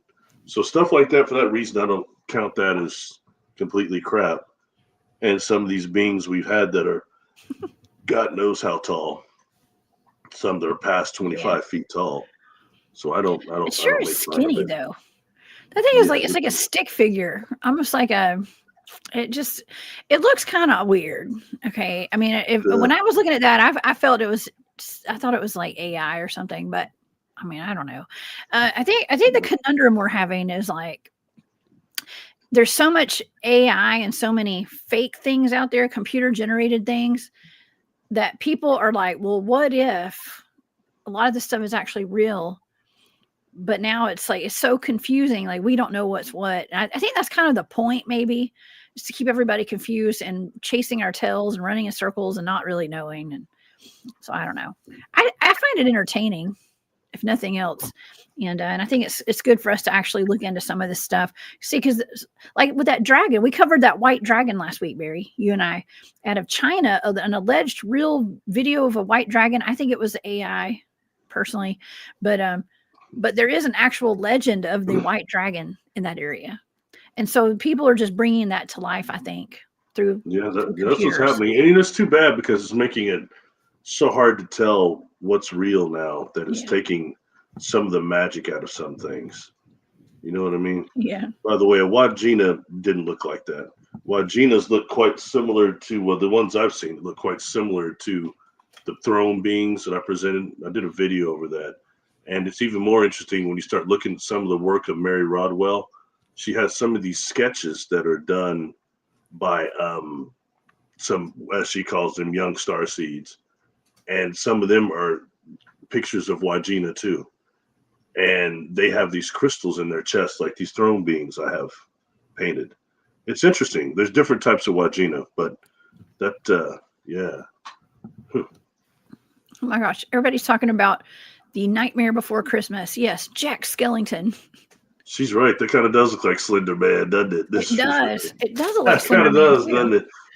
It does. Yeah. Let's see. Carfast says that looks like a Slender Man. I have seen one of those in a forest here in Canada. So maybe they do exist. And That's is really that interesting. now Slender? I'm trying to remember Slender Man. Slender Man. Didn't you do something comparing those to like the long ghost-like figurines that were seen walking in the forest, like 3 or 4 of them? Remember? Can't remember. Yeah, what I do remember that. Yeah. Well, okay, so Slender Man was actually like a creepy pasta thing, I think. And the story behind the Slender Man, I mean, I'm sure they probably do. I think everything exists, especially what is that word? The egregore? Is that what it is? Somebody put that in the chat a while ago. It's almost like a thought form that like manifests into reality, basically. And tulpas, egregores, and but this was like a Slender Man was, I think, I want to say like a creepypasta character, basically like it was just made up. And then those 2 little girls went and unalived their friend because of the Slender Man or something. They said Slender Man made them do it, or I mean, don't quote me on that. I don't know exactly what happened, but but it had a tie to that. Yeah. Slender Man and Siren Head too. Hey, William, Siren Head was one of my son's favorites when he was little. There's like it looked just like that, but it had a siren for a head, and it would make siren noises. So it was creepy. A siren, like you mean like one of the siren, like the women, or what? Or an alarm, or a police officer? A police horn. Oh, okay. Basically a horn, like a horn that, like if you had a tornado coming into town, like the siren that goes off. It makes that loud noise to warn everybody. It's a siren. Siren. Siren. I don't know how you pronounce it. That's how I pronounce it. A siren. It's a siren. Siren is like a mermaid to me, and a siren. Yeah, that's what I was wondering which one they're referring to. Yeah, I'm surprised how many more mermaid videos and pictures are we going to see? I mean, that's so popular right now. It's a ton of them. I mean, just a ton. There's a real mermaid there, and I think it's too bad because those are real beings, I believe, real creatures. But it's getting so foggy now, It is. It has me going back and observing things before the era of AI even more. And the further back we go, especially in the contact phenomenon, I think the more substantiation you get. Yeah. Oh yeah, man. Well, what did that last one say about the Amityville? What did it say? Amityville horror book. That's Joe. Hey, Joe. Amityville horror book describes a pig-like demon with long, spindly arms with many joints. That sounds terrifying. That's interesting. I listened to several interviews by George. God, what was his last name? That was the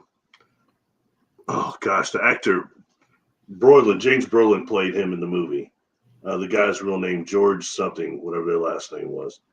But he was, he did a couple interviews with Art Bell. And he talked about that a lot. He talked about how exaggerated all that other stuff was.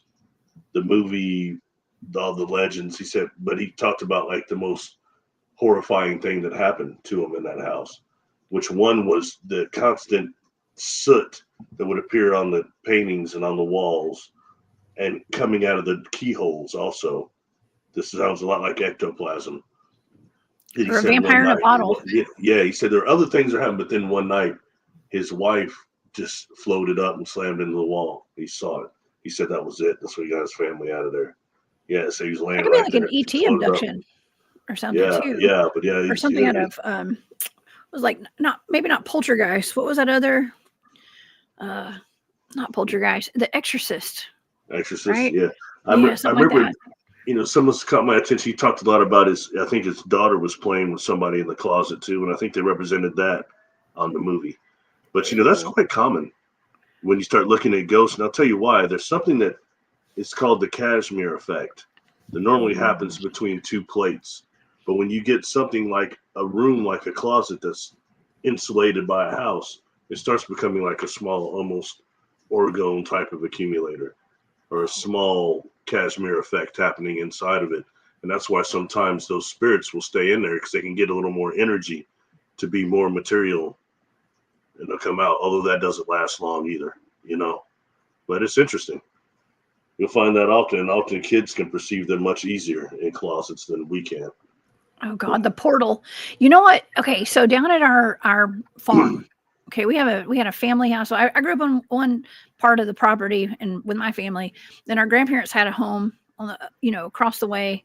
And in this house, like they didn't actually live in this house, but this is where we had all of our family stuff. And it was just an old house from built in the probably 1950s, I think. And that house was haunted. I'm talking about haunted. And to the point to where I would not ever sleep in that house by myself. I tried one night. I had my dog with me. I was late 20s, I think. I thought I could handle it. And I went down there, and it was a freezing night. And lucky for me, the pipes busted. And so I had to call my cousin to come help me go up to the well and where the water pump was and try to fix it and stuff. And luckily he was there with me when this happened. But there was one room. It was one room in the bedroom. Downstairs, there was a bathroom, and I swear to goodness, Barry, all the paranormal activity was coming out of that bathroom. And I knew it. It was that doorway to that bathroom. And so I'm sitting there. Luckily, my cousin was outside helping me try to get the water back on. And something slammed the toilet lid down. And there was nobody in the house but me and my dog. And my dog ran up to the doorway to where the bedroom is, and she would not cross that threshold. She wouldn't go past it. She knew there was something back there. There was danger, but she could not if I had pushed her, she would have resisted. She wouldn't have gone through that doorway. It was weird, but you're talking about the doorways and the closets, all the paranormal activity, I am convinced, came out of that bathroom. So it's like a closet. The central location, yeah. And then probably the portal there, excuse me. And on property like that, you'll have another one too. It may not be as active, but they're like a male and female portals on most properties like that. Oh, within close vicinity anyway. I had was in a house that was on the river side of my town, on the kind of close to the south side over there, and it was this place was so active. I mean, it was really, really bad. In terms of what you had is it was some type of Native American ground, I think, maybe burial, I don't know, but that house was actually trapping people and stopping some from crossing over. There were, especially from that era when all that went down and all the bloodshed on the land there, was being used to stop from transitioning, And I had even seen a certain part, some type of a very old shaman in there doing something, feeding a portal in the basement. It was doing something, and people in that place were very active. Yeah. And, I tried to tell my friend lived there, I think you've got something going on here. And they didn't listen to me, but they'll tell you once what happened was there was these old box of all these old clothes in a closet down in the basement, and they threw that box out, and it was all these old, oh God, Boy Scout troop leader clothes, like somebody old, a leader, and you know how many problems that organization had not long after that. Oh, but yeah. But they threw those out, and the activity in that house went crazy. Got them out of there. Yeah, they wound up moving. Yeah, so they couldn't take it anymore.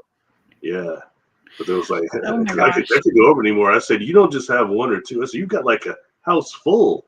It's like standing room in your crib, man. I'm not coming back to your crib, man. No way. I couldn't even sit there. Those things were on me.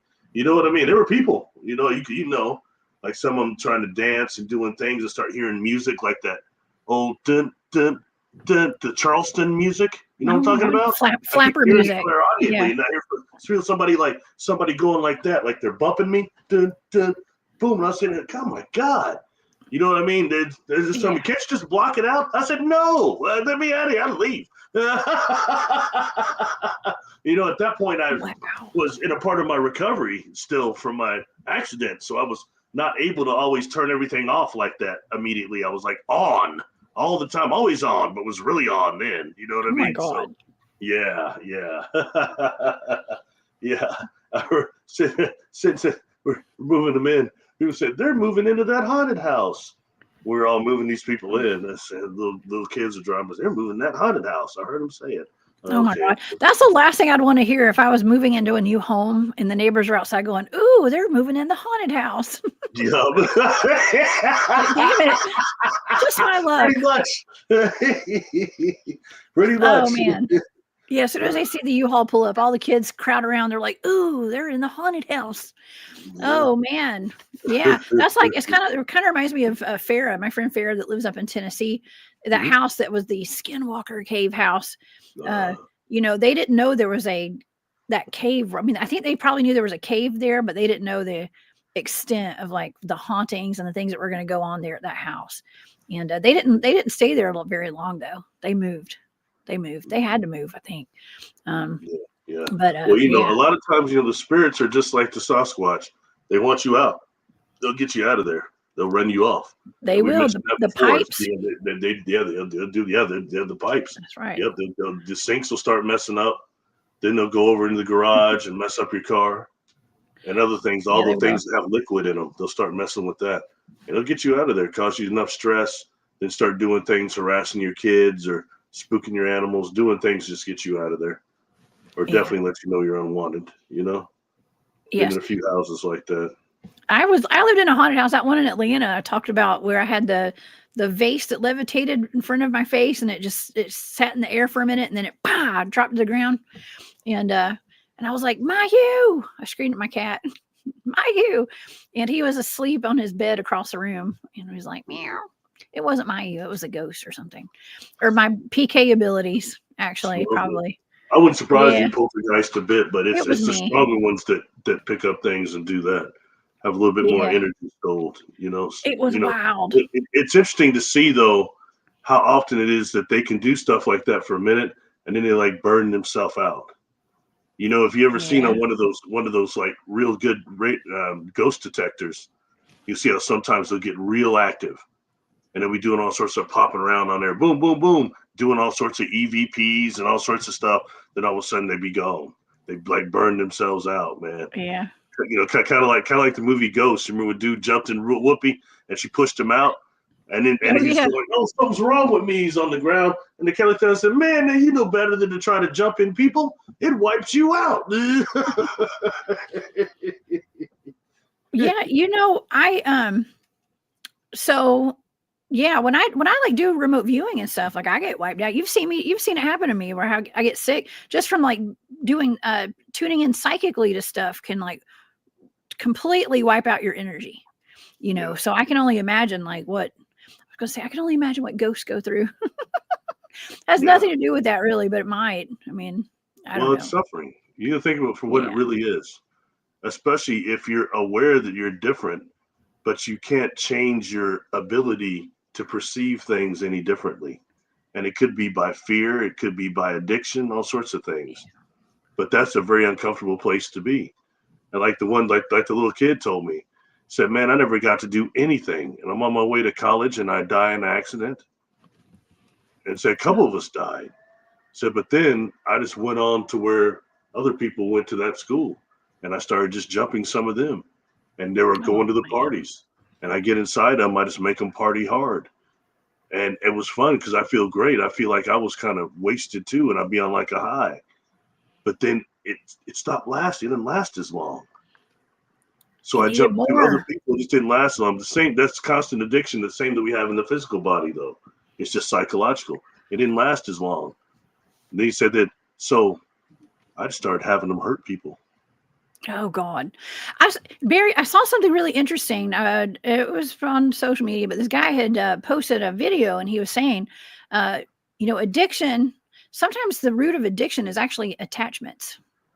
And he was like, you know, that's, people are not being treated correctly sometimes because it's got more to do, you know, with attachments of like dark entities on them and stuff. And I thought, man, I mean, I want to say groundbreaking, but I think it's just, it is what it is. Well, it's very true. And in this case, when we're referring to earthbound spirits, it's addiction. A lot of times will stop somebody from crossing over. So when they join with somebody, they begin expressing themselves as negative behavior patterns, which would be what? The addiction that kept them here. You know what I mean? And like in that function, I've seen some clients before that like have been turned into an alcoholic because the spirit is having them drink so much and doesn't realize that they have actually maybe a genetic disposition to be an alcoholic or were one in the past or whatever. But they push them into that repeatedly to do that behavior pattern because it's one that they're stuck in. You know what I mean? It's really a trip. And you wouldn't think it would be that easy to get stuck here, but it is. Because there's something to really be said about our free will. We're a lot stronger than we think. And you don't want to cross, you don't want to go, you don't have to. You can stop it. You can fight it. Speaking of addiction, y'all, this is my friend Chastity that's on the screen right now. Hey, Chastity. I'm glad that you're here. She has a wonderful her at the conference, right? Yes, of course. Yeah. Yes. And so I know Chastity in person, y'all. Okay. But Chastity has a wonderful podcast. It's called Unveiling Addiction. Y'all go and subscribe over on YouTube. Okay. And it is about the fight with addictions and stuff. She has some great guests, and Chastity is a wonderful human. Okay. Is that Piper's friend? Yes. Piper's friend. Yeah. Piper's cool. Piper's doing okay. I hadn't heard from Piper in a while. Me neither. But, she's super cool. I respect her a lot. Amazing ladies. Okay. But thank you for being here, Chastity. And so yeah, go over to her channel. Y'all subscribe. Unveiling Addiction. Okay. And so yeah. Also real quick, I wanted to thank David Pardue for becoming a member of the Hunt Club. Thank you, David. That's so sweet. And also Valerie. Thank you, Valerie, for the super sticker and for being a member of the Hunt Club today. She says, my lizard man would come into my bedroom or astrally in my dreams forcefully on me. Oh my gosh. I am so sorry. I've got some pictures of that, of a woman being accosted in her bed by one of them. Really? And I'll never forget it. I posted that and I got attacked by this woman. Starts not the woman it was or anything, but just this other woman that was following me saying, Barry, my reptilian husband would never do anything like that. And then they send me all these pictures of them with their reptilian husband and their little reptilian kids with the mouths that look like they open up extra long, the elongated jaw. Yeah, I was like, okay, not for me to judge, but I guess it is what it is, but I've heard several things like what she's saying there. It's not a positive experience. No. Oh my gosh, that is horrible. Absolutely horrible. And it actually reminds me of that statue that the pictures of the Credo Mudwa pictures that we showed a while ago. It actually is very similar to that, I guess. I'm kind of thinking. Yeah, that is so sad.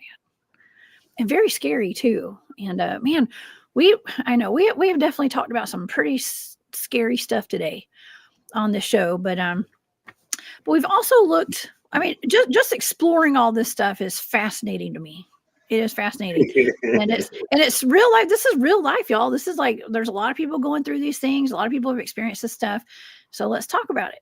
You know what I mean? That's what we're here for. And so I love every minute of my shows, Barry. I'm so glad you're here with me today. Thank you for joining me. Thanks for having me, and thanks for doing them. Hello to the audience too. I didn't even say that earlier. I assumed I went right into the subjects this time. But yeah, it's it's very, very important. And I thank you because you encouraged me to go forward. The day I ever thought I would do a live, you have no idea. I can't believe I'm even still on YouTube. It's incredible. But it's really You're cool. doing great too. You're doing excellent too, by the way. And I appreciate it. You guys go over to Barry Littleton on YouTube, subscribe. And on Sundays, Barry does live shows every Sunday now. So yes, Ascent of Phoenix. Hello. Susan, she says, yeah, she's Susan. She says, are we familiar with the Doris Bither case? There was a movie based on her story starring Barbara Hershey called The Entity. No, I don't know about it. Barry, do you? It's a good movie. You might want to check it out sometime. Oh, yeah? She was enduring sexual assault from several entities that were working for one. Yeah, and she was getting like physically bruised and having real big poltergeists around her, that lady. Yeah, that's a pretty good movie, actually. You know, it reminds me of another one. There's a book that's called ooh, it's the movie. It's sorry, I can't remember the name of it right now, but it's got the lady who had this spirit was like this evil spirit was like the prince of something way back in almost biblical times, and was after her grandmother. And it was a horrible deal. As far as this thing was strong enough, not just would it communicate in the bathroom on the mirror after a shower, it would write things on the steam on the shower, even answer their questions. But it would take all the religious figurines and turn their head backwards. Oh, yeah, wow! Break and twist their necks backwards, and it was God, hold on, I don't know if I want to watch. Barry, I watch as you talking. Shows like that. Okay, listen, I watch shows like that, and I have to like sage the house and stuff. Like, let me just mute this. I don't know if I need to be watching this because it's just that's just bad vibes. I don't know. Okay, so while you're looking for that, I got to tell the audience. So I sat through. I think I told y'all on Saturday. I sat through on Friday night 4.5 hours with Misha Johnson and Jimmy Payne. And we watched. Well, Misha had to bow out about halfway through, I think. We were watching the Texas Chainsaw Massacre and the Texas Slaughter Family, and I don't watch movies like that anymore. And never been a huge fan. But we're going to be breaking down. I think we're going to do it this Thursday night. Jimmy Payne and Misha Johnson are coming on the show, and we're going to be talking about presidential models, secret space program, MIBs, and the connection to the Texas Chainsaw Massacre story. It is actually based on true events, y'all. And we're gonna break all that down. It even has ties to cattle mutilations, UFOs, and somehow, what is that lady's name from the reporter with the cattle mutilations that was interested in Trappist One? What's her name, Barry? Linda Moulton Howe. Linda Moulton Howe. That's your friend. It's got connections to her too. Yes, I'm sorry, I can't remember names, y'all. No, that's all right. I was having a senior moment. Barry, actually, you had lunch with her. There's like a whole video out on your channel with Linda. Yeah. Sat on a panel with her and Mary Rodwell, sitting right between them, and both these ladies are talking a whole bunch. It's really great. It was a trip. And afterwards, she asked me to lunch, and we sat there. This guy recorded this on my YouTube channel under interviews. This guy followed us and recorded us. It's pretty cool. And after that, we got done with these cats approached me and said, "Man, we run Fade to Black. We know you. Sorry, we're ear hustling." Said, "That's all right, man." It was a cool conference, you know. That's awesome. How cool is that, man? I think it's interesting how all these things connect too, and I just love it. We're making wonderful connections in person with people too, Barry. I can appreciate that. Mm-hmm. Yeah, they did that in the university. They put her in something like it was a chamber I almost say it was like an echo chamber or something in the university, and they recorded some of the activity was around that lady. Yeah, I think in the movie they exaggerated it a bit, but she did get studied, and it was proven. Yeah, it was definitely not a positive encounter. There you go. You see that's what I was saying. The entire deal of him was best on Ed Gein. The mask, the Leatherface, Buffalo Bill, and also Hannibal Lecter. Hannibal Lecter. All based on Ed Gein. And it's interesting when you start dealing with serial unalivers, how much his name doesn't come up. But he was the one putting on the face mask and doing all that stuff. Oh, I am not a fan of any of that, y'all. So it's going to be tough for me to sit here and do a show on that. But it's going to be interesting. The fact that we're making connections between real life events and MIBs and cattle mutilations and even cannibalism, y'all. It's going to be this show may not be for everybody, but it might actually be really interesting. Okay. It's definitely going to be interesting. Okay. But anyways, it's your warning, everyone. It's a fair warning. Okay. Watch out. It's probably going to be this Thursday night. Okay. So I don't know. Did you want to show something, Barry? Were you pulling something up? Oh, I did. I didn't get it. On there? No. I didn't pull it up?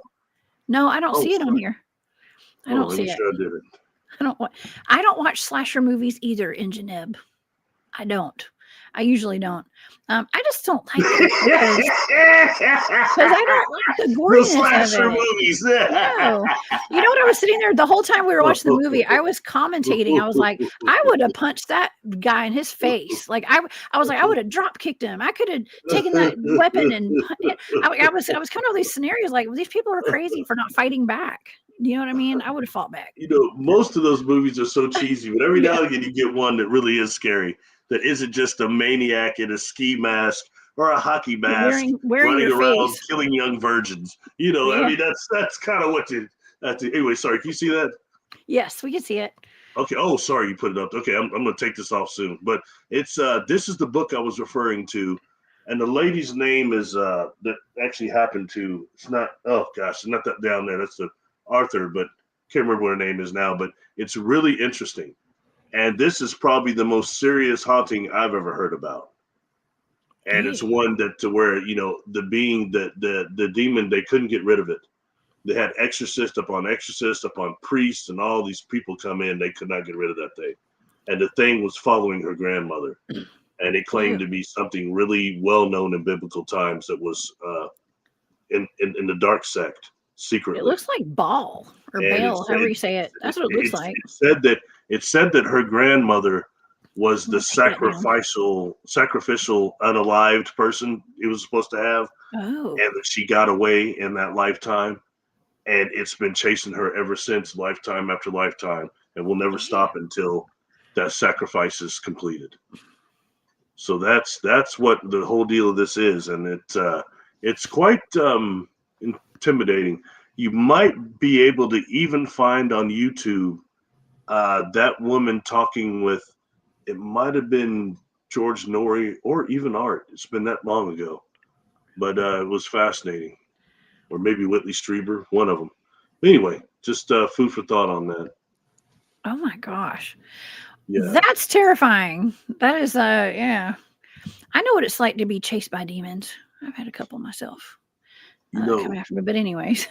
You know, when it comes to serial unalivers, the reason why I trip out on that is because, you know, one is I did a deal about that recently, but I had a friend that was murdered in my hometown, and they thought that BTK did it. And BTK is one of the most famous serial killers there's been.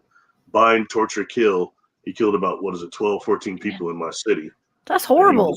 He was running up on houses, and we're getting in houses and like tying up husbands and killing wives, and I mean, it was a horrible deal he was doing anyway. For entertainment purposes only, y'all. She lived just a few blocks from me, and her whole family was found. Their mom came home and found them unalived in the house. Oh, that's horrible. And that is just terrible. Her and her sister were floating bound and naked in the new hot tub, the head and the back. So they thought BTK might have did it, and they caught the guy that named Butterworth in your hometown down there in Atlanta. When their car, he said he got knocked out and was found in the trunk. He got off, actually. But point being that was something that hit really close to home. Yeah. And then when it came to my friend Dr. Eckert had did the thing on the BTK bodies, he was the autopsy, city autopsy guy. But, you know, when he started telling me that he did this thing on Jack the Ripper, and he thought he knew who Jack was. He said it was Aaron Adminsky. That was 1986. He told me that, Jessica. Okay, and now they're seeing things on the shawl and bringing that to fruition. But he said he thought it was Aaron Kaminsky, and he told me something else. He said, Barry, he had to start saying, Barry.